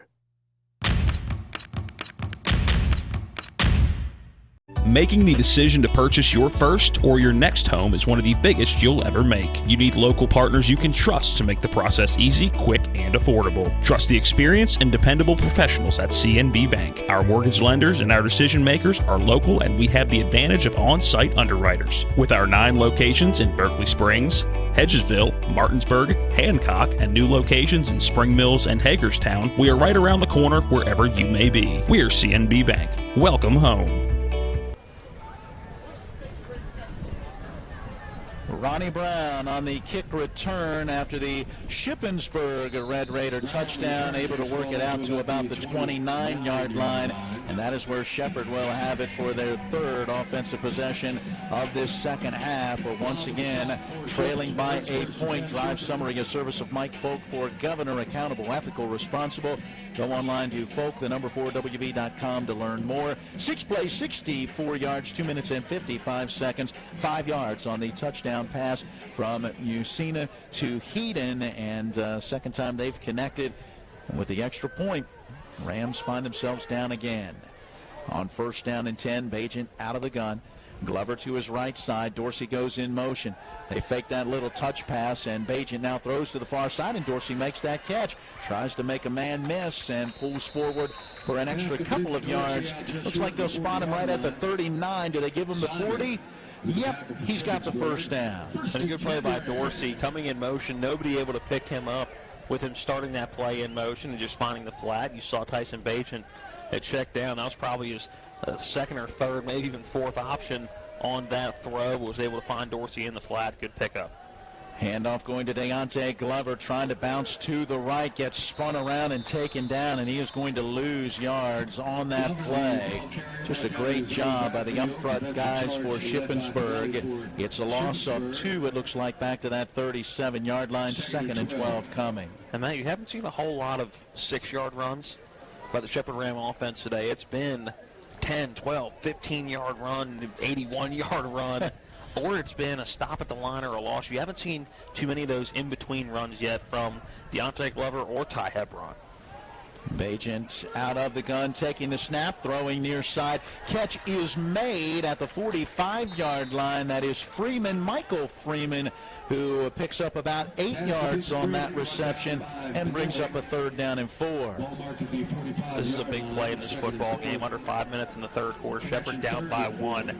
You don't want to punt the football away and give Shippensburg the opportunity to have the football, a 1-point lead, and go into the 4th quarter with the football with a chance to go up by a full touchdown. So a big 3rd down coming up here for Shepherd on what is a very crucial drive in this football game. On 3rd and 4, Bajent being pressured, slings it to the far side, just kind of a sidearm throw, looking to get it to Devin Phelps. He was the nearest receiver, but it is incomplete. And again, you credit the front of Shippensburg, putting the pressure on Tyson Bajent, forcing the incompletion. So the Rams do bring the punting unit on. I've got 18 of 24 passing, 226 yards, no touchdowns and 1 pick for Bajent in this one. Noah Pohl to get the punt out of there. Back deep to return, Sean Judge. The snap a little high. Pohl's got it, floats it away. Coming up and making the fair catch at the 25-yard line is Judge, and that punt will cover 30 yards with no return. 4 minutes, 6 seconds left, quarter number 3. And now the Ram defense has to have a stop as Shepherd, down by 1 point, does not want to go down further. I mean, it's still a 1-possession game, right? You're down by 1. If Shippensburg scores, it's not the end of the world. But that now puts them in the driver's seat. From their own 25 on 1st and 10, Musina out of the gun, has Durkin to his left, going to hand him the football coming here to the right, and he'll get taken down after a short gain on the play. On the bottom of that pile, the initial contact coming from Dustin Fisher. Fisher listed as a fullback tight end, 6'1", 245, a freshman out of Clear Spring High School in the Hagerstown, Maryland area. He has apparently been moved over to that defensive side of the football, and for good reason. We've seen him make a couple of nice plays. It was a gain of 2. 2nd down and 8 coming. Musina going to hand it off. Durkin straight ahead running, got a little opening. They timed it up perfectly as the Rams came on a blitz, and Antonio Fox able to bring down the ball carrier Durkin, but not until the 37 after a 10-yard gain and another first down. I've got that as 16 first downs for Shippensburg. Right now that running game picking up a little bit more with each carry for Durkin. They're able to put together 2-3 yard runs and then bounce off of plays like that. We've seen that a couple times here in the second half after the running game struggled a little bit in that first half. Give again to Durkin, powering his way forward, out close to the 39 for another 2-yard gain. 3 straight carries. Haven't seen that very often. 2nd down and 8 coming. Durkin up to 41 yards on 13 carries so far today. Clock winding down to 2:38 and counting in quarter number 3, and third quarter moving just as quickly as the first half did. Musina waiting, has that shotgun snap on that play action pass, dumps it off, and he's got an open receiver. That is David Balance outside the numbers on that far side, gets down to that Ram. Let's see, 39-yard line. Once again, Chris Lane in coverage. The second half, it seems like, I don't know if there's some sort of injury or just a nagging ache or something, but he just seems to be a step behind every single time he's in coverage. And that's very unlike Chris Lane, usually the leader of that defense that is in on just about everything. And you just wonder if something's bothering him a little bit with that speed and with that timing. 1st down and 10 after the 22-yard pass completion. Back to the ground game with a give to Durkin. Grabbed and brought down after a short gain. On the bottom of the pile, Ricky Robinson, the one that got him around the ankles. The stop comes after a pickup of 3 yards to the Ram 36. 6th play of the possession coming, a 2nd down and 7 and 44 yards now on 14 carries for Durkin. And we have a timeout for an injured Ram on that play. Looks like a number 58, Scott Dixon, down on that play. The 6'1", 263-pound freshman from Beltsville, Maryland, Reservoir High School in the Prince George's County area. They are looking at the right ankle that already looks to be heavily taped. I think they're going to get him to his feet. He'll try to walk off under his own power, and he is able to, but limping very noticeably on that right ankle. See if he is able to return in this one. And you look at the yards and the points given up by the Rams this season, and again, somewhat uncharacteristic, 349 yards a game, 236 through the air, and 25.4 points a game that this Ram defense has allowed this season. And right now, down 21-20, and Shippensburg driving. Shepherd needs to find a way to get off the field and get that offense back out there. 2nd down and 7 from the Ram 36. Durkin to the right side of Musina. He'll await that shotgun snap. Brings a man in motion. Fakes that little underneath pass and now throws deep. Looking for Eubanks along the near side and knocked away at the last moment. Nice defensive play by Donnell Howard not to make contact for pass interference as that ball floated just a little bit on Musina. If he gets it out there further, Eubanks has a chance for the score. Yeah, had Donnell Howard beat by a few steps. And just, you mentioned underthrown football, and Donnell Howard did a very good job. Even though he didn't get that head turned around, made sure he didn't make contact when those hands went up. Big play here, 3rd down and 7 from that Ram 36. Musina taking the snap, dumps it off to Judge in the flat on the left side. He gets around a block to the sideline. Penalty marker down as Judge gets to about the 21-yard line, but maybe this one is coming back. Yeah, they're setting the penalty marker down at the 35, and that is where the wide receiver was blocking on that quick screen or quick pass in the flat on the left side. We'll hear from our head referee on the call. Holding, number 12, offense. 10-yard penalty from the spot. Yeah, so the hold on the wide out, and it comes from the spot of the foul, which is the 35. So the ball will get moved back to that Ram 45-yard line. And we'll bring up another third down situation. And that's a big change in momentum. That would have been clock running inside a minute as the clock winds now 1:10. That would have been a fresh set of downs. Shippensburg, unless they scored a touchdown quick, would have had the football to start that fourth quarter. Now this sets up a third and long, third and 15. On third down and long, being hit as he threw, Musina able to get that football to balance, and he gets taken down inside the 40 at the Ram 36-yard line, and that gain is good for 9, but not enough for the first down. And looks like they're going to go for it. Again, in that middle point, the in-between part of the field, you're not gaining much with a punt. Although, yeah, okay, they will have time to snap this play. Under 20 on the play clock, under 30 now on the game clock, 25 and counting on a 4th down and 7. On 4th down, Musina on the play action pass. Looking out, grabbed and sacked on the play. David Wilson, the defensive end, got to him, wrapped him up, and brings him down. Is that that stop you were looking for, Matt? There it is. That is the type of play that this Ram defense needed. The 3rd sack of the day for the Rams, and that'll be a loss back to the 42-yard line, minus 6 yards. And watching the Ram defense go off the field, they are fired up. They really haven't had a big signature stop like that all year in a situation like that where they needed one, and the front 7 coming up big with that sack on 4th down. Now you hope that on this drive, and this drive probably going to take us into the fourth quarter unless this is a quick score, you hope that Shepherd can find the end zone and piggyback off of that defensive momentum. On a double play action pass, it's a deep ball down the middle looking for Dylan Brewer, and he got hit, it looked like, before the ball got there. A little bit of contact, no penalty marker down, and the defensive play was made by Therese Franklin. I'm not sure how much contact was made to the body. It looked like that right hand of Dylan Brewer was being held down. He couldn't go up with both hands to make that catch.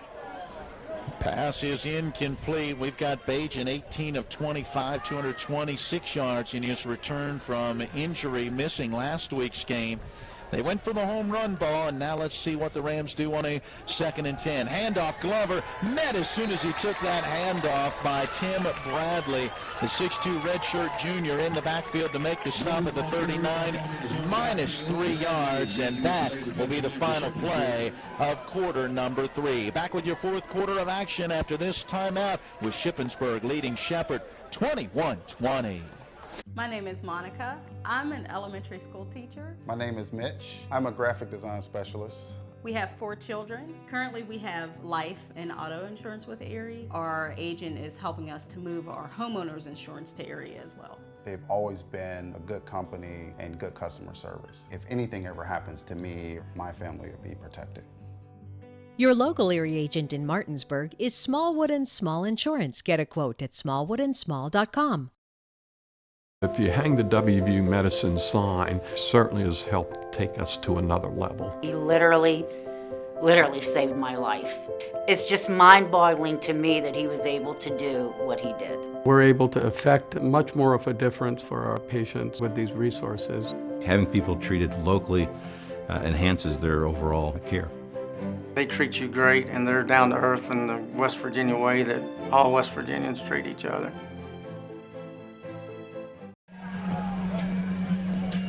Here we go into quarter number 4, along with the touchy-feely Matt Crawford. I'm Matt Miller. Caleb Valero at the Carolina background. I'm just messing with you. I'm just trying to mess with you.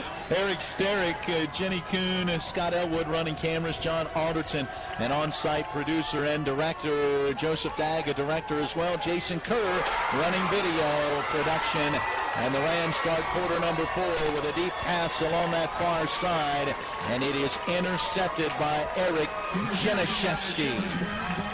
Not sure that's what Ty Hyatt and Ernie McCook drew up coming out of that break in between the quarters. The ball was underthrown and thrown into double coverage by Tyson Beige, and his second blunder of the day, his second interception, and you just wonder how much that's going to be deflating for the Shepherd Ram defense. They get a stop, expect the offense to at least put together a little bit of a drive. They're going to be a dog tired coming out, just 3 plays run since they were last on the field, and they're going to be asked to come up with a big stop here, fourth quarter. You're slowly starting to run out of time in this ball game and don't want to go down by 8 points in the fourth quarter.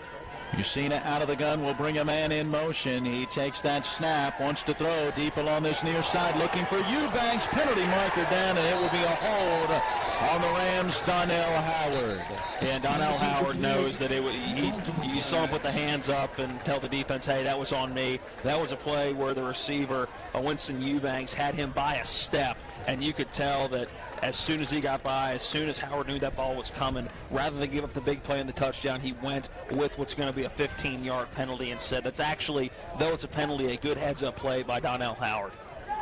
12 penalties, 80 yards now on the Rams, but as you said, that's not a bad penalty. You'd rather give up 15 yards and keep playing defense than ultimately give up that deep ball and get the touchdown.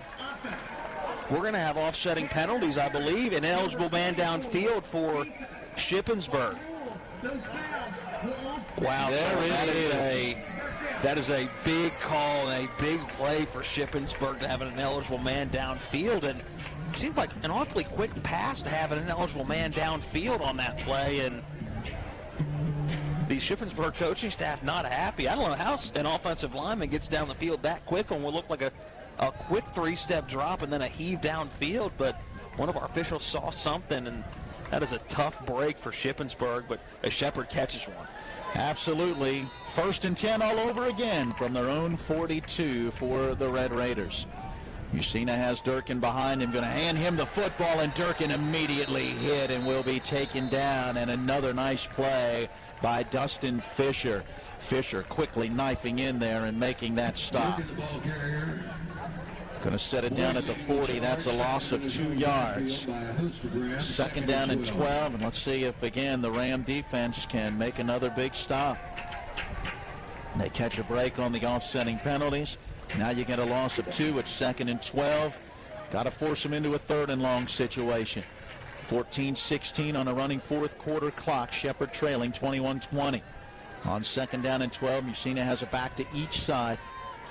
Has that shotgun snap, going to hand this one off to Judge, and Judge is grabbed in the backfield and very quickly taken down. Great play by the Rams defense.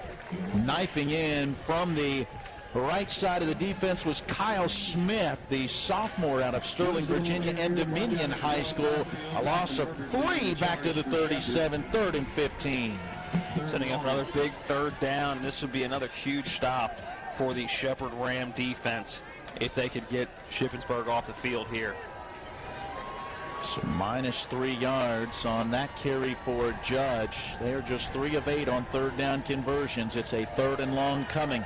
Yusina has that shotgun snap, looks over the middle and makes that throw. The grab is made, and the receiver, David Balance, able to fight through a couple of tacklers, gets to the 49-yard line of the Rams. That gain is going to be good for almost everything that they needed. It'll be a pickup of 14 yards, and it will bring up a 4th down and 1. And a no-brainer here for Shippensburg to go for it. Trying to work quickly, not allow Shepherd to make any defensive substitutions. See what the front seven can do here, showing blitz, and now it'll be a check down for Shippensburg, and they'll change the play up. They may just let this clock wind down and go ahead and punt the football with a 1-point lead. You don't want to give up the ball near the midfield stripe, I'm sorry. The jump circle? Yeah, I'm thinking ahead to basketball. And yeah, I think that was nothing more than a chance to try to see if they could get Shepherd to be a little antsy and jump offside defensively. Now I think you play field position and bring the punting unit out. There's 2 trains of thought here. You do that, or you try to put the foot on the throat. I think at this point in the field, I'm with you. I'm punting the football away and pinning Shepherd deep. But it's certainly not out of the realm, although now the punting unit will come on. Well, they did not call a timeout. They are marking off the delay of game penalty, so the brief timeout was only as the punting unit comes on. So -5, and that'll be the first penalty of the second half. So 3 penalties, 29 yards now for Shippensburg, and Shank to get it out of there. Nice spiraling kick. Zane Lewis makes the catch at the 19-yard line, very quickly hit and taken down by Jalen Harmon, a redshirt senior defensive back out of Hershey, Pennsylvania. They will spot the football back at the 18-yard line. Lewis just lucky to hold on to that football. That is a tough play to make with 2 guys barreling down on you. A good job just to maintain possession of that football. So 38 yards on that punt. Really about 36 yards on the punt, -2 on the return, if you will. And now the Ram offense has it from the 18-yard line, a first down and 10, down by a point with 12:23 remaining in this one.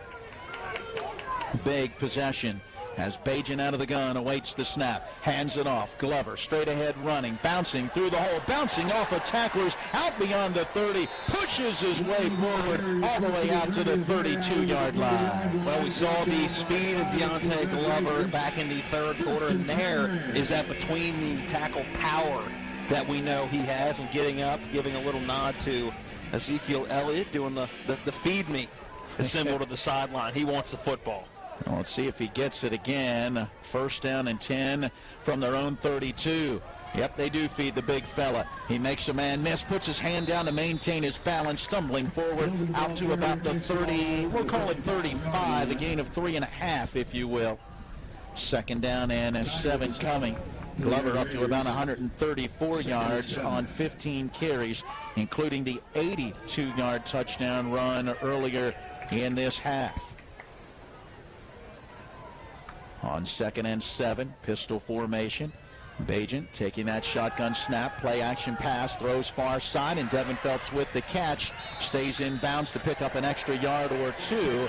He'll get into Shippensburg territory to the 49-yard line, so the gain is good for 16 yards. And that's what back-to-back good runs does for that play action passing game. It draws those linebackers up and allows you to do those curl routes, do the slants across the middle, that you can't do if you haven't been running the football successfully. And Shepherd has been running the football very successfully in this ball game. Deontay Glover now up to 133 yards in the football game. Handoff going to Ronnie Brown, who's now out there. Uses a stiff arm as he turned the corner on the left side, and should be a face mask at the end of the play as he was taken out of bounds at the 40-yard line, a 9-yard gain. And let's see if it's a 5 or a 15-yard face mask that will be added on. And they could get a face mask. They could get a late hit out of bounds. It's pick your poison here for the officials. After the play, unnecessary roughness, late hit out of bounds. Number 40 of the defense. 15-yard penalty from the end of run. First down. Well, from our angle, you could clearly see the face mask being grabbed, it looked like, as a part of that tackle. Nonetheless, we'll take the 15 yards on that particular call, and that is now a penalty on Shippensburg, their second of this second half, lifting them to 4 penalties for 44 yards. And now the Rams on first down throw the ball towards Devin Phelps along the near sideline and out of bounds. He makes the catch but ends up out of bounds. Some hand fighting going on with the defensive back trying to get to that football. A well played sequence there for Therese Franklin, and it's incomplete. So from the 25-yard line of Shippensburg, it will bring up a second down and 10. And that pass carried him just out of bounds. 6th play of the possession. Handoff to Deontay Glover. Finds an opening to his left. Gets hit. Spun. Stays on his feet. Picks up an extra yard down to the 19-yard line. A 6-yard gain. Brings up a 3rd and 4. Wilson with the tackle for Shippensburg. All right, Matt, you don't get the first down here. What do? You go for it. From inside the 20, you don't take the lead in the fourth quarter? Depends on how close you are. Your defense has made 2 very good stops. Well, let's wait and see what happens. Maybe we won't even have to talk about it. On 3rd down and 4 from the 19-yard line, pistol formation. Bagent awaiting that snap. Glover in behind him. Play action pass, dumped off over the middle, and that is Dylan Brewer with the catch down inside the 15. He's to, let's see, it looks like the 13-yard line. That gain is going to be good for about 6 and a Ram first down. There you go. Let's not have to worry about it. Don't got to worry about it. Nice play call. First down and 10 from the 13 of Shippensburg. 8th play of the possession coming. Started at their own 18-yard line. Bagent taking the snap, handing it off to Deontay Glover here to the right. Gets taken down after a short gain. Mark him down to the 11. As Therese Franklin, the defensive back, stepped in there, lowered the shoulder, and made the tackle. So 2 yards. I've got 17 carries, roughly 142 yards now for Deontay Glover.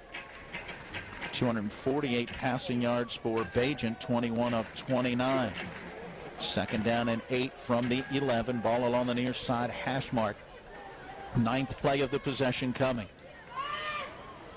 Snap is back. Here comes the blitz. Bagent throwing near side and in and out of the hands of Devin Phelps. Penalty marker is down on the play though as well. And we'll get a pass interference call on Therese Franklin, who made contact before the football got there. Yeah, an easy call. Devin Phelps trying to go back for the football, and Franklin not allowing him to make a play on the football. Pretty easy call for our official to make in the end zone. It'll be a half the distance to the goal penalty. Defense. Ball replaced at the 2-yard line. Yeah, okay, in the end zone. You're right, in the end zone. That'll be placed at the goal line. Yep, he was barely crossing the plane of the goal line, and so, yep, they do put it down at the 2, so roughly a 9-yard penalty, if you will, and that is 5 penalties, 53 yards now on Shippensburg, and 2 costly ones that have come in this possession.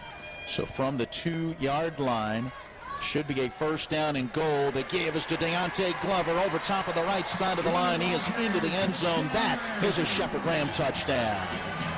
Just right at the middle, nothing fancy about it. Just get right between the tackles. Good push by the offensive line. And Glover is into the end zone for the 3rd time in this ball game. 3rd time today, 6th time on the season. He has been the workhorse, 18 carries, 144 yards. And does this look like Ram football? This does. Yes. You are leaning on the run game, and the pass game is being set up because of that. Looks like Shepherd will go for the 2-point conversion in this situation with a 26-21 lead. An extra point still means a touchdown and a PAT puts Shippensburg in front, so you may as well go for it here. Bagent out of the gun. Will have Glover to his right side. He takes that snap, looks to that far side. It's a fade to the back part of the end zone. He was trying to get it to Dudney, and very well covered. Sterling Dudney had no chance to get to that one, and the lead will remain at 5. 8:45 remaining here in the ball game as we take a 60-second break with Shepherd now in front, 26-21. If you have been injured in an auto accident or due to someone's negligence and you want to know what your rights are, call Ferretti Law Office at 264-8505 to discuss your claim for free. Attorney Joe Ferretti is prepared to answer your questions and explain your options. Put Joe Ferretti's legal experience and history of proven results in your corner to fight the bullies from the insurance companies. At Ferretti Law Office, we're here to help you win. I really enjoy partnering with my professors on their research. It allows me to explore my field and prepare for my career. The impact I have on students goes beyond the classroom, mentoring, advising, and sometimes just listening. The faculty definitely have an open door policy. You can stop by to talk about classwork, your career, or just life. When WebPageFX is looking for technical talent, the first place we turn is Shippensburg University. SHIP is teaching me how to learn and adapt. That's critical for success in this industry.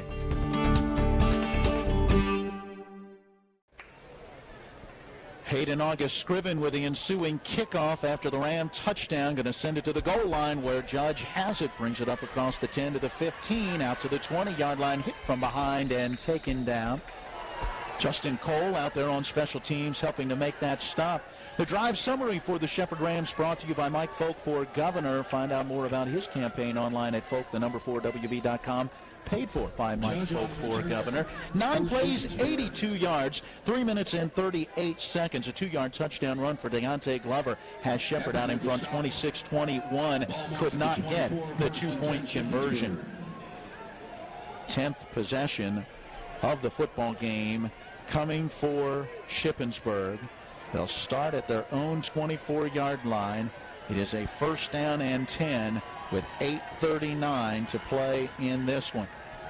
Back to throw. Musina over the middle. Has Eubanks in behind the defense. It's a foot race. Eubanks heading far side. Ponce de Leon trailing and will not be able to get to him.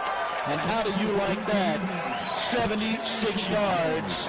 And just like that, Shippensburg regains the lead. And some frustration in the secondary. Antonio Fox and Ponce de Leon, both you can tell are just extremely frustrated. And that's a play that Eubanks has been waiting for all day. There have been several opportunities for him to have a foot race down the field, and that time got it on a simple slant pattern, and Ponce de Leon just a step behind, and you see the speed of Eubanks going up that far sideline and into the end zone. And just like that, Shippensburg regains the lead 27-26, and it looks like they are going to go for the 2-point conversion. Wow, 76 yards. I've got 24 of 32 for 376 yards in this football game for Bryson Musina. He is having certainly a season high and perhaps a career high for the redshirt sophomore. Out of Montoursville, Pennsylvania. They'll go for 2, and the handoff going to Durkin. Tries to get there, running to his left. Found a little cutback lane, but gets stopped short of the goal line. And with 8 minutes and 28 seconds to play in the contest, we again take a 60-second break. With your score now, Shippensburg 27, Shepherd 26. For over 36 years, Green Tree Realty has been helping the Shepherdstown community find a place to call home. Our friendly team is ready to help you navigate the market and is your trusted resource, complete with a wealth of experience and local knowledge. For those looking to buy land, commercial property, or a home, we'll help you find the perfect fit. From staging and negotiations to closing and beyond, we're with you every step of the way.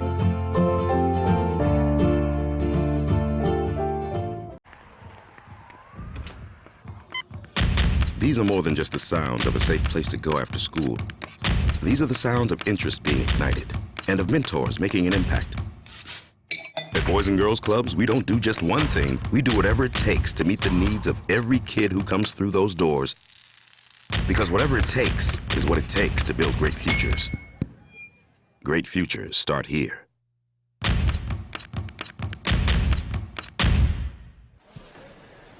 The ensuing kickoff coming from David Shank, and it's going to be returned by Ronnie Brown. Stops at the 15, makes a man miss, penalty marker down. He gets to the near sideline. It's a foot race, but it looks like this one is coming back as Brown gets caught from behind and taken down inside the Shippensburg 40 to about the 37-yard line, but all the way back at the 15. We've got a penalty marker down. And I don't think Ronnie Brown knows there's a penalty marker down yet. Pumping his chest and awfully fired up after what is going to be his second extremely good return of the day that is going to be brought back due to a penalty. But then again, we can say maybe both those returns were so good because of the penalty. Now, this may be half the distance to the goal as that penalty marker is down at the 15-yard line. During the return, holding number 19, receiving team. Yep, half the distance to the goal, which means it should get set down right around, it looks like the 8-yard line, I guess they'll set it. So Shepherd does get at least a yard out of that, right? If it's at the 15, you're not going to set it at the 7.5. You give the advantage It sets at the 8-yard line. 8:17 left. Hey, still a chance for the Rams. This fourth quarter has not been friendly. Shepherd has been outscored 49-27 in the fourth quarter. And you look at the two losses, and it's been late touchdowns. Let's see if the Rams have a little magic of their own in this game. Now down by a point, and we've got procedure on Shepherd as an offensive lineman moves early. And Joseph Fisher jumped there on the right side. You could tell there was going to be a run to that right side based on him pulling out and moving to this near side, but just jumped the gun a bit. Going to have to change up plays now too, which is one of the other frustrating things about jumping off on that particular play, with him showing his hand and pulling around the tight end.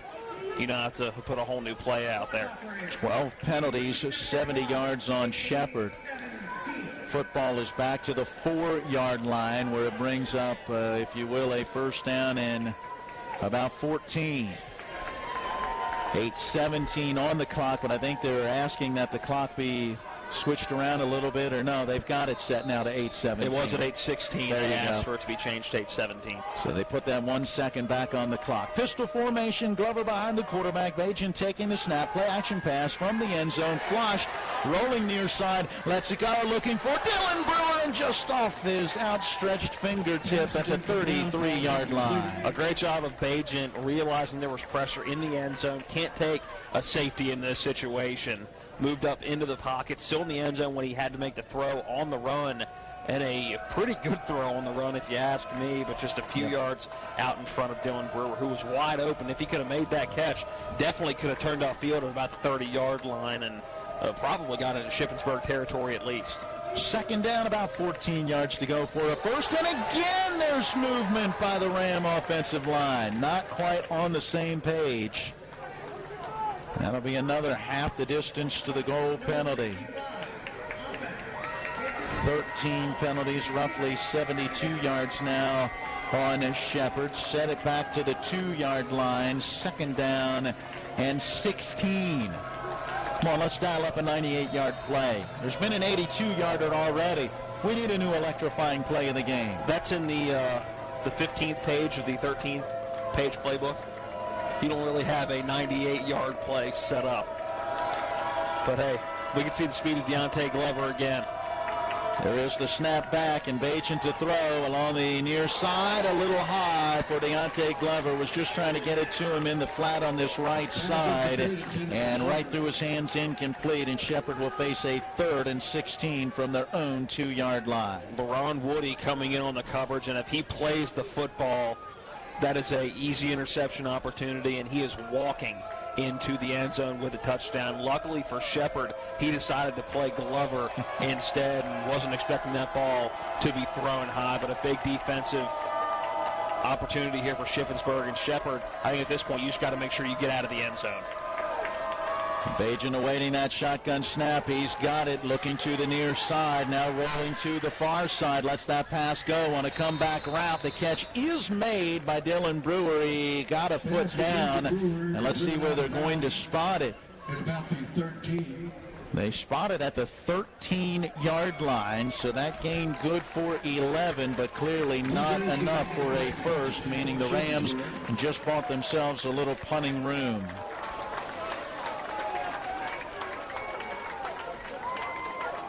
Let's see what Noah Pohl can do, as he will be punting the football, taking the snap still from right around the goal line.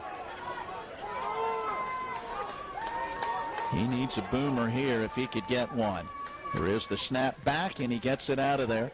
Floating kick coming up. Judge makes the fair catch at the 41-yard line, and that punt only covers 28 yards. And not the boomer that we were expecting from Pohl. He has had a very good leg this year. 7:31 remaining in the football game. Shippensburg, the 27-20 lead, and once again, 27-26 lead. My apologies. Once again, this is going to be the 3rd straight home game at Shepherd that's going to come down to the wire one way or another. From the Ram 41, Shippensburg football. Durkin in a pistol formation behind Musina, the quarterback. Eubanks here to the near side. Two receivers to the far side. There is the snap and the handoff, and Durkin hit at the line of scrimmage, spun around, and taken down. Brought down after a short gain by a histogram tackle. And to see who comes off the bottom of the pile, it's Chris Lane, the linebacker, helping to fill that hole. Man, we talked about it. 1-4 of Shippensburg's record coming in, but a deceiving 1-4 played Westchester, nationally ranked Westchester, to a score last week, 8 points. Would have been a touchdown, a 2-point conversion. Yep. Played them tough, tougher than I think anybody was expecting. I think they gained a lot of momentum from that football game, have given Shepherd everything they can handle today, and right now are in the lead. Give again to Durkin, straight up the field. He gets grabbed by Michael Holt, who helps to make that stop. They'll mark him. It looks like his knee hit at the 36-yard line, so 4 yards on that one, and it's going to bring up a 3rd down and about 5. Big 3rd down for both of these teams. And is this 3rd and 4th down territory for Shippensburg? I think it depends on how much you get here on 3rd and 5. If it's a 4th and 2nd or shorter, I think you go for it. If not, I think you trust your defense and try to pin Shepherd deep again. Nearing 6 minutes on a running 4th quarter clock. Here come the Rams on the blitz. Musina hit as he let it go, and a diving catch made as that throw was behind Charles Heaton, but he makes that catch at the 31-yard line, and that will be a 1st down. Wow.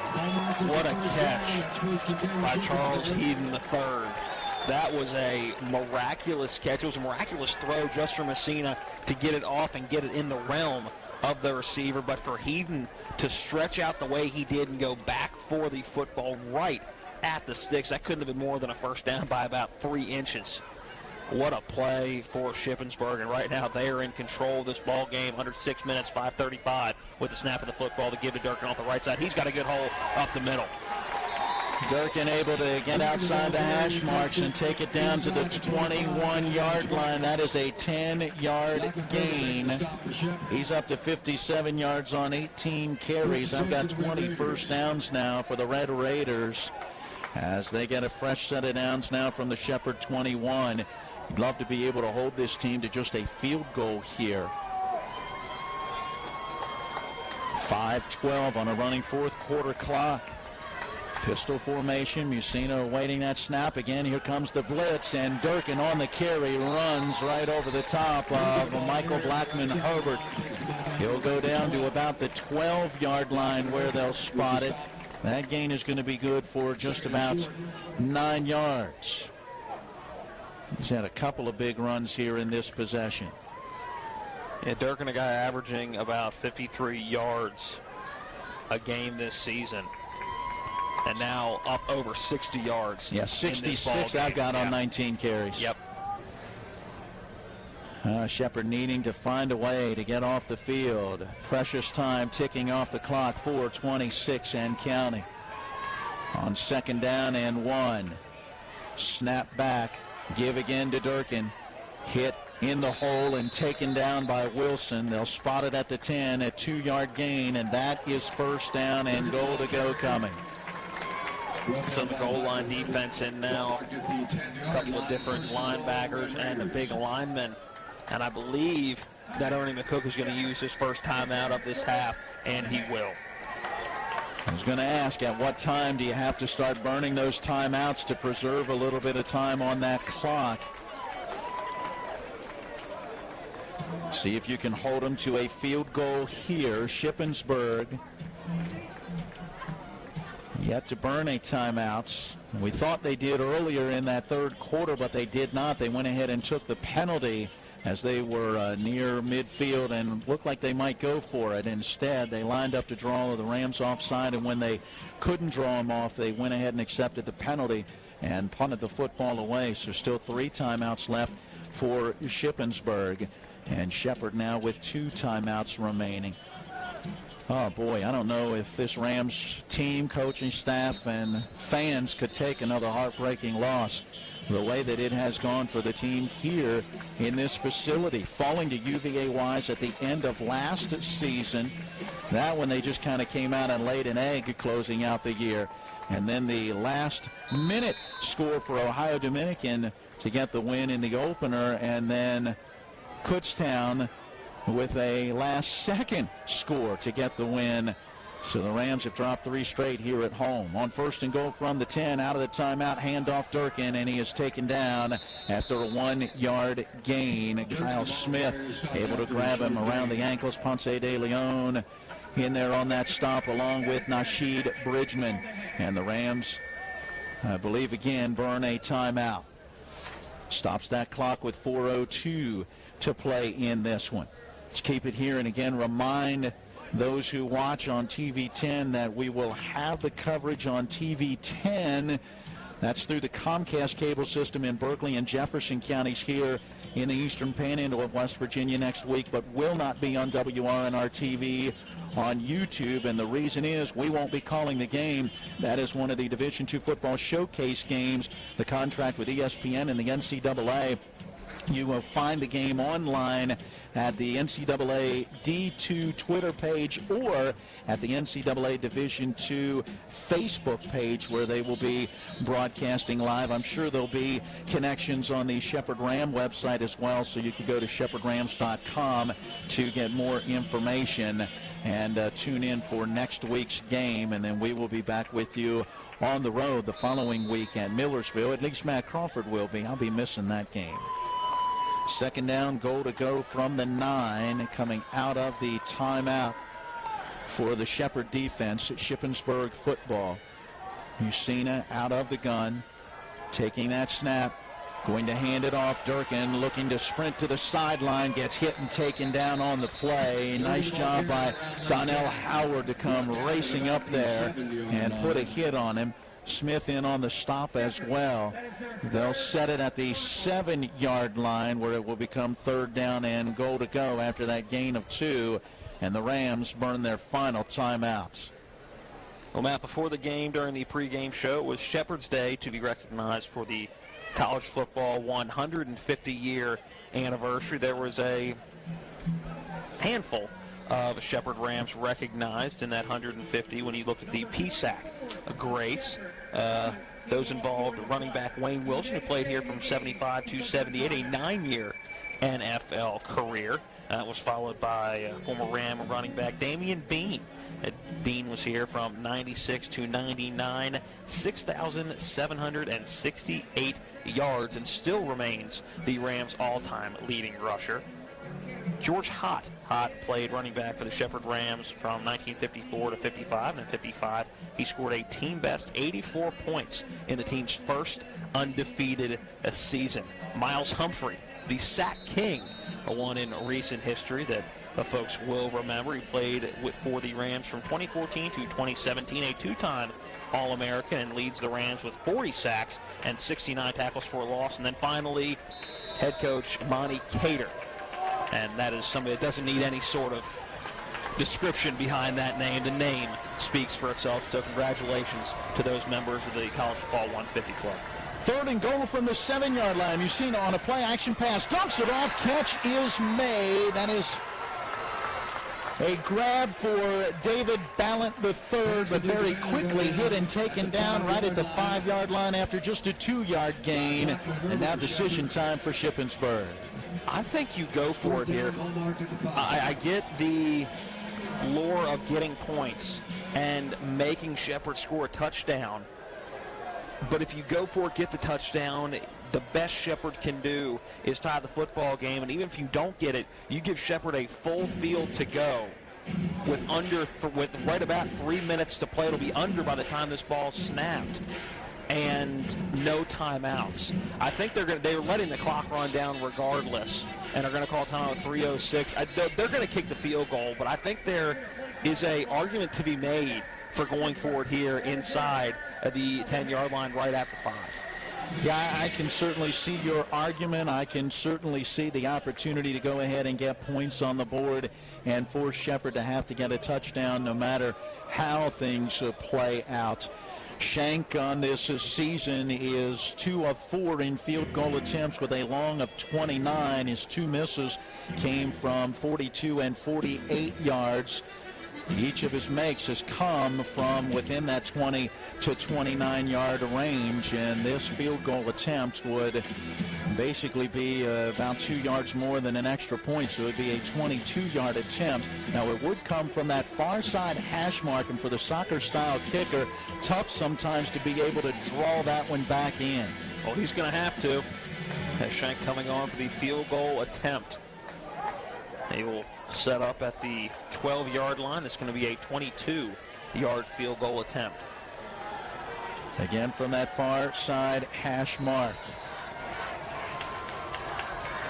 The snap is back, the hold is down, the kick is up, and it is good. So 3 minutes, 3 seconds remain in this one. The Ram defense able to hold Shippensburg to just 3 points. Let's take a 30-second break and come back to see how it plays out with Shippensburg now leading 30-26. Let's talk trash, because when it comes to trash, you have options. Panhandle Dumpsters is a local family-owned garbage hauling company serving both residential and commercial customers with weekly trash pickup, dumpster service, yard waste pickup, and bulk pickups too. Panhandle Dumpsters will give you a free trash can and provide curbside service for just $23 a month. Panhandle Dumpsters features a fleet of quieter, eco-friendly garbage trucks, thereby reducing the noise usually associated with pickup. Switch now and save up to 30%. Call 833-DUMP-STR, panhandledumpsters.com. Well, the scoring drive for Shippensburg took them 10 plays to cover 36 yards. More importantly, they ate 4 minutes, 28 seconds off the clock. They get a 22-yard field goal from David Shank, who is now 3 of 5 in field goal attempts on the season. They push that lead out to 4. So the Shepherd Rams will get the football on the ensuing kickoff, and they are in need of a touchdown. It has happened to them late in games. Let's see if the Rams, again, can find some magic. The kick is away, and it's taken by Brown along the near side. We'll call it the 9-yard line. He's up across the 20-yard line and hit, spun, and will be taken down there. Boy, that is a nice play on special teams for 38, Tyler Patucci. He's a linebacker, redshirt freshman out of Altoona, Pennsylvania. We've been through his neck of the woods following these Rams through the weeks on the road. 7, 8, 9 times. So 80 yards of pay dirt in front of the Rams. They start at their own 20-yard line, 2:56 to play in this one. And remember, no timeouts. Again, in college football, it does help that every first down, they do stop the clock to move the chains. So it's not a full timeout, but the clock does not run for every first down. Bajan out of the gun, has Glover to his left side. He takes that snap, looks to the far side, lets it go. Catch is made. Dorsey spins away from a tackler. Can he get out of bounds? No, keeps fighting forward for more yardage. Teague Spinelli, who already has a pick in this game, able to bring him down. Dorsey will get out to the 29-yard line for a 9-yard gain. 2:30 now and counting on this fourth quarter clock. Shepherd with a hurry-up offense. Now 21 seconds on that play clock, 2:25 on the game clock. Bajan awaiting that shotgun snap. He's got it. Looks here to the near side. Dylan Brewer with the catch. He eludes one tackle, spins away from another. He'll get out close to that 40-yard line, a gain of another 11. The Rams get a first down and keep things moving. Clock stops at 2:13 while they move the chains, and now it will wind again under 2:10, 2:09, 2:08 on the fourth quarter clock. And Shepherd ready to run a play. 2 receivers out to the wide side left. Bajan again with that shotgun snap. Looking, dumps it off. Glover can't make the catch as he bobbles and drops the football, and maybe not a bad thing right there. Now, the only thing you lose there is a down. He would have gained a yard. The clock would have continued to run. So, not the worst thing in the world that Glover was not able to hold on to that football. Under 2 minutes now, 1:57 here in quarter number 4. 30-26. Shippensburg with the lead. Shepherd at their own 40-yard line, 2nd down and 10. Bajan again has 2 receivers out to the wide side left. Glover goes in motion that way. Back to throw, Bajan, and over the middle he's got Devin Phelps. Phelps to the 40 and down to the 35-yard line in Shippensburg territory. 25 yards on the pass completion. Nice throw. 21 first downs unofficially for the Rams. First down and 10 from the 35 of Shippensburg. Fifth play of this possession and down to 1:40 on the clock. Bajan awaiting the shotgun snap. He's got it. Looks far side. Dumps it off. That's Dorsey with the catch, and he will go out of bounds. Let's see where they spot him. It looks like the 26-yard line. Gets out of bounds with 1:30 left on the clock. Shepherd in good position right now, time-wise, in good position on the field now inside. Scoring position inside the 35-yard line for 26, but right now it doesn't matter how close you are for a field goal. You need to find the end zone. That was a gain of 9. It'll bring up a 2nd down and 1 from the 26 of Shippensburg. Agent looking for that shotgun snap, has it, throws along the near side, and the catch made by Dylan Brewer. He'll get driven backwards and taken down, but should have the first down. Are they going to spot it right at the 20 or no? I think they're going to give him the 19. So that's plus 7 yards down to the 19-yard line. Clock running now, 1:15 left in the ball game. Depending on the speed of the snap, it'll snap right at about 1 minute. Maybe about 1 minute, 5 seconds.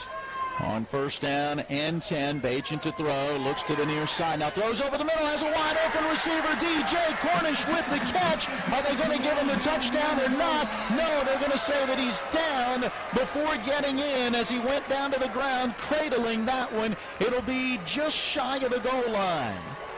Oh, I thought, again, we're at the opposite end of the field, but it sure looked like he came down in the end zone with that football. Low throw, a good job by Cornish going down and making sure he got that football.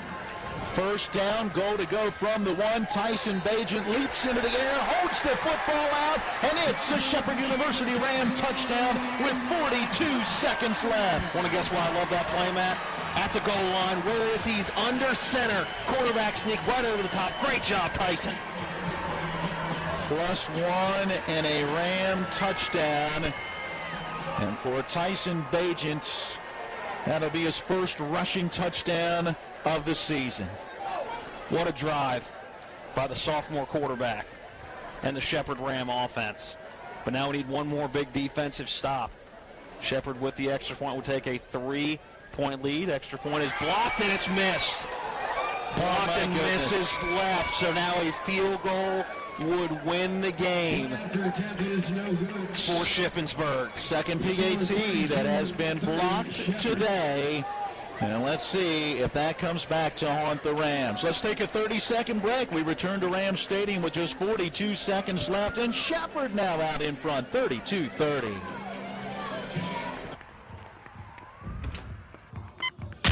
These are more than just the sounds of a safe place to go after school. These are the sounds of interest being ignited and of mentors making an impact. At Boys and Girls Clubs, we don't do just one thing. We do whatever it takes to meet the needs of every kid who comes through those doors. Because whatever it takes is what it takes to build great futures.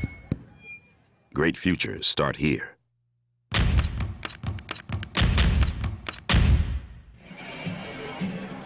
The drive summary, a service of former Shepherd Ram Mike Folk, running for governor in West Virginia. Find out more online, Folk, the number 4, WV.com. It was an 8-play, 80-yard drive, 2 minutes and 14 seconds off the clock. Tyson Bajan with the 1-yard touchdown. The extra point blocked, 32-30. The Ram lead is at 2. And with 42 seconds left, Hayden August Scriven ready with the kickoff. He approaches. The kick away, a high end-over-end kick, going to be taken by Judge at the 6-yard line. Quickly races up the field to the 15 and the 20. Penalty markers are down as Judge gets taken down just shy of the 20. Sean Judge on the return, and the penalty markers at about the 23-yard line, it looks like, could be half the distance to the goal if it goes against Shippensburg. The officials getting together to discuss the situation. Here is the call. Bring the return. Holding, number 42, receiving team. 10-yard penalty in the spot of the foul. First down. That holding will be a 10-yard penalty from the spot of the foul, so it'll move it back to about the 13-yard line. And that will now be 6 penalties, 63 yards, unofficially against Shippensburg. 38 seconds, all that remain. First down and 10 from their own 13-yard line. And Matt, the Shepherd crowd starting to get into it, trying to help will the Shepherd defense for one more stop. They've had several today. Yusina out of the gun, throwing far side. Grab is made. The wide receiver, Kyle Haynes, along that far sideline, gets out of bounds out at the 25-yard line. So he'll pick up 12 yards. Sets up a first down and 10. Clock at 31 seconds. We've seen it a throw now, sacked in the backfield, and that is the third sack of the day, I believe, for Juwan Addison. Yes, it is. Could not come at a bigger time. Shippensburg's going to have to. I was wondering why everybody was lining up there. They had to have called a timeout. 25 seconds left, and you mentioned 3 sacks today for Juwan Addison, but none bigger than that one. Yeah, it comes all the way back at the 17-yard line, so that is a loss of 8 yards. It'll be a second down and 18 coming up. Not that the down and distance means all that much, as Shippensburg still has a lot of field that they're going to have to cover to try to get into field goal position. Again, for their place kicker, David Shank. He's got the leg. They've at least let him try from as far as 48 yards out, but his 2 misses are from beyond 40, 42 and 48 yards. His makes have all been within 20 to 29 yards, including a 22-yard field goal with 3:03 left. That at the time pushed the lead out to 4 points for Shippensburg. Shepherd answering, though, with a touchdown drive, and the Rams now have the 32-30 lead. And on a second down and 18 from their own 17-yard line, Yusina in the gun, has Judge to his left side. He's got the snap, looking, now flush from the pocket, rolling near side, going to let it go. Catch is made, and the receiver, David Balance, steps out of bounds to stop the clock. Pass complete on the sidelines. Looking to see exactly where they're spotting this football. It looks like about the 21, maybe the 22. So give him, 4 yards? It'll still bring up a third and about 14. Down to 18 seconds left. Yusina awaiting that shotgun snap. He's got it. Looking over the middle, lets it go. Ballant with the catch, and right there to bring him down, Michael Blackman Herbert. That stop will come at approximately the 32. That's a 10-yard gain. Brings up a very manageable 4th down and roughly 4. With only 9 seconds left, Shippensburg uses their last timeout. So you talk about manageable 4th and short. I don't think it matters. I think this is the last play regardless. You have got to get into field goal range. So whether you get the first down or not, this play has got to be to at least the 25-yard line to give Shank a opportunity here. And it's got to be a quick play over the middle because the chains are going to be moved. This may be a Hail Mary opportunity as well as anything. You got to look out for what do they call the hook and ladder or hook and lateral, as it might be called, because you can't get to the 25-yard line from where you are now in 9 seconds, I don't believe, and be able to line up and spike the football because they just burned their final timeout. So this is a case where watch out for those laterals because they've got to find a way to score on this particular play. It all comes down to this. Yusina out of the gun. You see 3 receivers to his right. Judge with him in the backfield. Eubanks on the near side. The Rams putting on the pressure, and the throw to the far side. Incomplete. The clock has 3 seconds on it as the Rams take over. They'll be able to get into the victory formation, and for the heartbreaking losses they have had here at home, it is good to be able to come up with that magic, as we say, with a late touchdown and a 2-point win. That time. Yes. And now everybody can breathe. Are you insinuating that it was a little tense in here over the last, 3 hours? I believe you mentioned as we went into a break about heart medicine. Wow. This is the type of game that this Rams team needed. And now let's see if they can carry some momentum into a very tough test against nationally ranked Westchester coming up next week. I would expect this place to be packed next week for that one. Bagent lining up under center, drops to a knee, drops the football, drops his helmet, gives that fist pump, pumping up the sideline, pumping up the fans as the Rams get the win by the final score of 32-30. Shepherd picking up their first home win of the season as they improve their record to 4 wins and 2 losses, 2-1 in the PSAC East. Shippensburg dropping to 1-5, now 1-2 in the division. Now the post-game show is brought to you by Smallwood Small Insurance in Martinsburg. Home, auto, life, business, disability, retirement. Hey, they're your total insurance solution. Call Smallwood Small at 304-263-3361. A 2-minute timeout, and we're back again. Our post-game activities underway. Again, your final from Rams Stadium. Shepherd with a late touchdown gets by Shippensburg 32-30. Hi, this is Eric from Hagerstown Ford. I keep telling you that Hagerstown Ford has completely changed the car buying experience forever. And with a return policy easier than Walmart, Hagerstown Ford has a goal to deliver 350 cars and trucks per month. And when I say deliver, I mean deliver to you, where you are, just like Amazon does.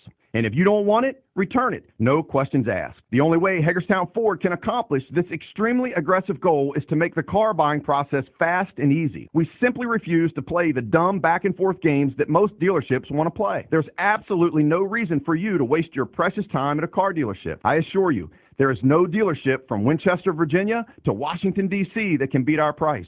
There's no dealership that will allow you to return your new car if you don't want it. Hagerstown Ford absolutely has the best price, and we'll bring the car to you. And if you don't want it, return it, period. No questions asked. There's no reason to buy anywhere else. Visit HagerstownFord.com to schedule your VIP experience and get your new ride delivered to you. Contact dealer for details. If you have been injured in an auto accident or due to someone's negligence and you want to know what your rights are, call Ferretti Law Office at 264-8505 to discuss your claim for free.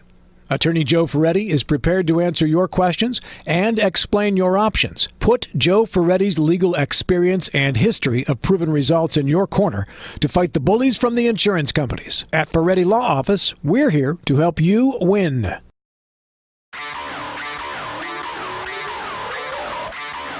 It's the post-game show as we recap the scoring, bring you stats and analysis, scores from around the PSAC and Super Region 1, the Division 1 Top 25, and the latest on the West Virginia University Mountaineers and Marshall University Thundering Herd. Let's get it started as we go back to the field and rejoin our TV10 broadcast team.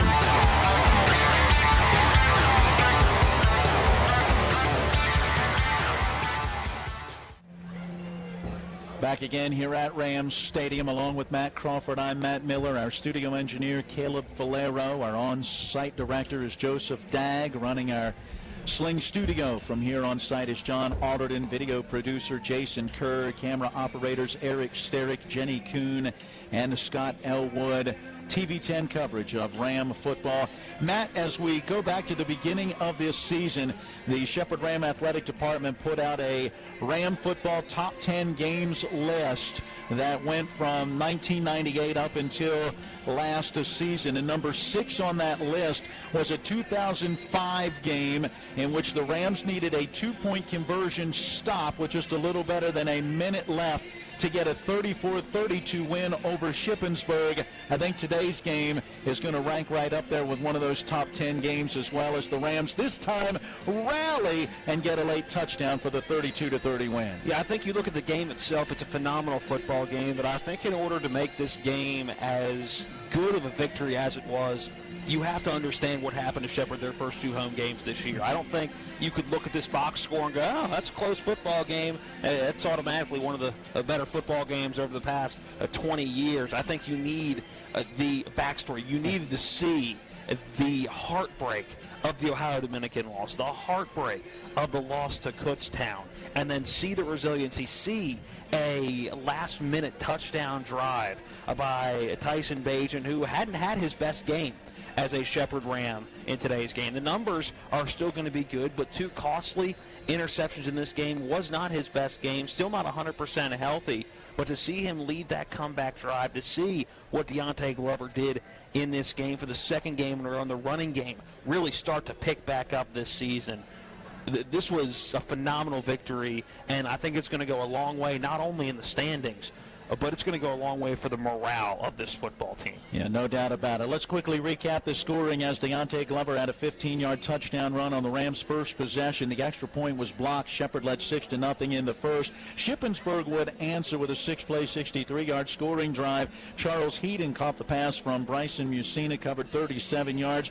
The extra point made it 7-6. Shippensburg, that would be the score going into the second quarter. Ty Hebron scored on a 4-yard run for Shepherd to put the Rams back out in front 13-7, but with 6:14 left in the first half, Luke Durkin went in from a yard out, and Shippensburg held a 14-13 lead as we got quarter number 3 underway. It was Shepherd who would get the football to start the second half. They put together an 8-play drive, but ultimately were forced to punt. Shippensburg on their first possession of the third quarter also forced to punt. The Rams starting at their own 18-yard line, and on their 6th possession of the game, second time they touch it in the third quarter.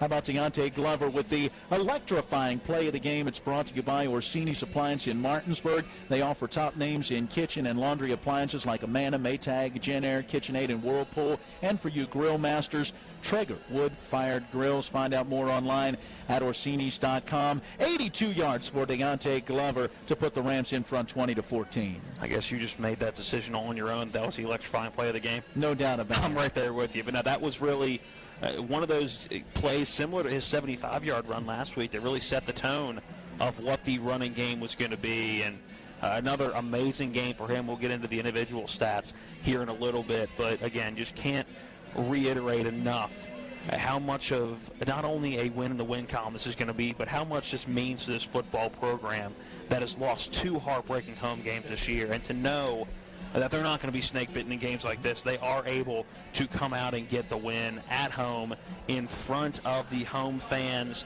and take the first game of, I guess, the Great Valley Classic Part 2, if you will. Well, they were able to do it, but they had to rally after the Rams took that 20-14 lead. Shippensburg took the very next possession, 6 plays, 64 yards. It was a 5-yard touchdown pass, this time for Musina hitting Heaton, and it was 21-20 as Shippensburg took the lead back, and that would be the score going into the fourth quarter. And then in the fourth quarter, it really gets fun as the Shepherd Rams would get the first points of that fourth quarter, a 9-play, 82-yard drive. It was Tyson Bajent handing it off to Deontay Glover, who went in from 2 yards out. The 2-point conversion failed, but Shepherd was in front 26-21. All right, let's see how that defense does, right? How about a 1-play, 76-yard drive in all of 11 seconds for Shippensburg as the touchdown pass went from Musina to Winston Eubanks, and just like that, Shippensburg regained the lead. The 2-point conversion for them failed, but they still were in front 27-26. After Shepherd could not get anything going and had to punt the football, Shippensburg, well, they are able to get a 22-yard field goal to push the lead out to 30-26 with 3:03 remaining in the contest. And how huge was that stop for this defense as they were able to shut down Shippensburg. First and goal at the 10, a gain of just a yard. Second and goal at the 9, a gain of just 2 yards. Third and goal at the 7, 2 yards on the pass completion, and that leads to the field goal attempt that gives the Rams a chance to come back and win. Yeah, it's one of the biggest defensive stops of the day. Again, you could name a handful of times this defense stepped up, and you think giving up 30 points, well, how great was this Shepherd Ram defense? Obviously, a little more points than we're used to seeing Shepherd give up in victories. But the defense came up in so many big situations. They gave up a few big plays, but came up when they needed to in the biggest situations in this game when warranted. Well, and then the offense came up when they needed to as well. The biggest drive of the game started with 2:56 left and from their own 20-yard line. And it was an 8-play, 80-yard drive. Took 2 minutes and 14 seconds with 42 seconds left in the ball game from the 1-yard line. really inside the 1 yard line. Tyson Bajan went up under center, and the quarterback leaped over the pile, holding the football out, and he gets the touchdown.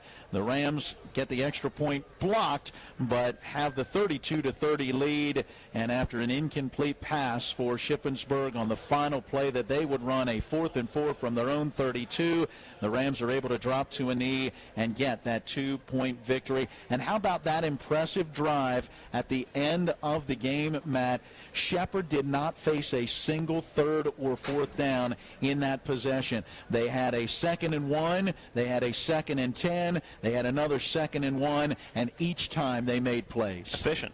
Yep. They were efficient on that last drive and made the plays they needed to make to keep the ball moving in the right direction. Didn't see a negative play that entire drive, and that was their best drive of the football game when they needed to have it. Well, let's take a break, and when we come back, we will take a look at some of the numbers from this one. We'll run our post-game stats after a 60-second break. This is Shepherd Ram football on TV 10. The Rams get the win today over Shippensburg, 32-30. Maytag knows extra dirty clothes need extra cleaning power. That's why the power of the extra power button makes Maytag extra powerful.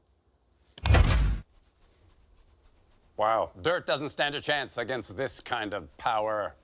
Get a load of this. That laundry is stacked. Not bad, huh? The Maytag extra power button. More muscle to tackle the tough job. My name is Monica. I'm an elementary school teacher. My name is Mitch. I'm a graphic design specialist. We have 4 children. Currently we have life and auto insurance with Erie. Our agent is helping us to move our homeowners insurance to Erie as well. They've always been a good company and good customer service. If anything ever happens to me, my family will be protected. Your local Erie agent in Martinsburg is Smallwood & Small Insurance. Get a quote at smallwoodandsmall.com. Back again at Rams Stadium. Time to take a look at the numbers from this one. Post-game stats brought to you by the Mirius Group and Ameriprise Financial Advisors. John Everson and Phil McCoy. Give them a call at 304-263-4343 with your financial questions, or stop by 1270 Winchester Avenue in Martinsburg with our post-game numbers. Let me send it over to Matt. Post-game numbers look like this. Finals for the team stats. Overall, rushing the football, 173 yards for the Shepherd University Rams, just 40 for Shippensburg. That was about a yard a carry for Shippensburg if you spread that over the game. 6.2 a pop for the Shepherd Rams. That is a rate you want to see, Matt. Yeah, and it's good to see them back-to-back weeks get that ground game going and come up with big plays in the ground game. Last week, 75 yards on a run. This week, 82 yards on a run, both coming from Deontay Glover. Passing yards on the day, Shippensburg 405. Shepherd finished with 337. So Messina having well above average of a game for him. You look at a time of possession totals right down the middle. 30-12 for Shepherd, 29-48 for Shippensburg. So a tight game. Yards are relatively similar. Time of possession similar. You're going to get a tight ball game, 32-30. The final in this one, Shepherd penalized 14 times for 83 yards. Shippensburg 7 times for 73 yards. Looking at some individual stats in this one. Going to the box score here. Messina passing the football for Shippensburg, 27 for 36, 405 yards, 3 touchdowns. Did not throw an interception. He played well enough to, with that stat line, that a lot of times that's going to get you a win in this Pennsylvania State Athletic Conference. Oh, absolutely, and I'm sure a career day for him when you look at the averages coming in. He had not had a game like that yet this season, and as just a redshirt sophomore, he's going to be a fun one to watch develop over these next couple of years and matching up against Shepherd and Tyson Bajan. Durkin running the football for Shippensburg, 72 yards on 22 attempts. That rushing yard total going down as a team because of the 29 yards that is taken away on those 4 sacks. On the outside, Eubanks finished 4 receptions, 153 yards. He was that deep threat with 1 touchdown. Heaton finished 6 receptions, 85 yards, 14 yards a catch, and 2 touchdowns, while Abalant finished 10 catches for 100 yards. For the Shepherd University Rams, Tyson Bagent finished 27 for 39, 2 interceptions, did not throw a touchdown, but ran for one in the football game. Deontay Glover on the ground, 18 carries, 142 yards. That was 8 yards a carry, 3 touchdowns, and that long of 81. Ty Hebron ran the ball 6 times for 18 yards, did not get a carry in that second half. Those are the same as his first half numbers. Dylan Brewer on the outside, 7 receptions, 75 yards. DJ Cornish, 4 receptions, 74 yards, but was relatively quiet in that second half. Devin Phelps came on strong in the second half, 5 receptions for 71 yards. Rodney Dorsey, 6 receptions for 53 yards. Again, a couple of those were those little touch passes. You say relatively quiet in the second half for DJ Cornish. He made all the noise he needed to make, making that catch right at the goal line in that final drive for the Rams that helped to set up that Tyson Bagent touchdown. Absolutely. And some Ty Hebron, 1 catch out of the backfield for 19 yards. Those are your individual and team numbers for the ball game today. Again, your final: Shepherd 32, Shippensburg 30. Shepherd improves to 4-2 on the season. Shippensburg drops to 1-5. All right, with all that in mind, it's time for us to name our player of the game, brought to you by Hagerstown Ford. They're changing the car buying experience. Find out more online at fordofhagerstown.com or stop by 1714 Massey Boulevard. Tough call today. Who's your player of the game? Is it Deontay Glover, the big runs that he had?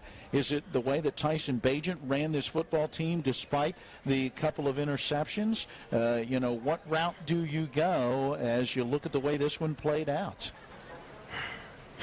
This is a tough one. Yeah, we have stumped the Swami. I hate to do this because you don't see it happen a lot.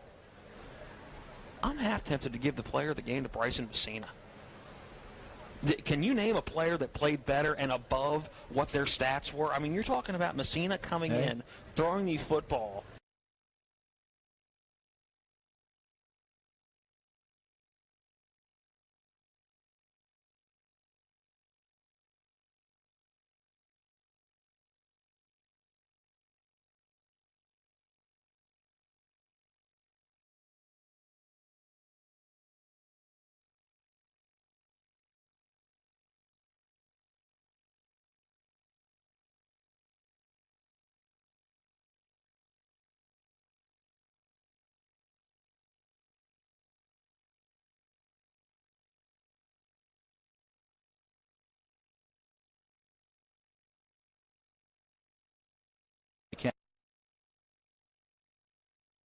Getting the win over Shippensburg, 32-30. This is Ram Football on TV 10.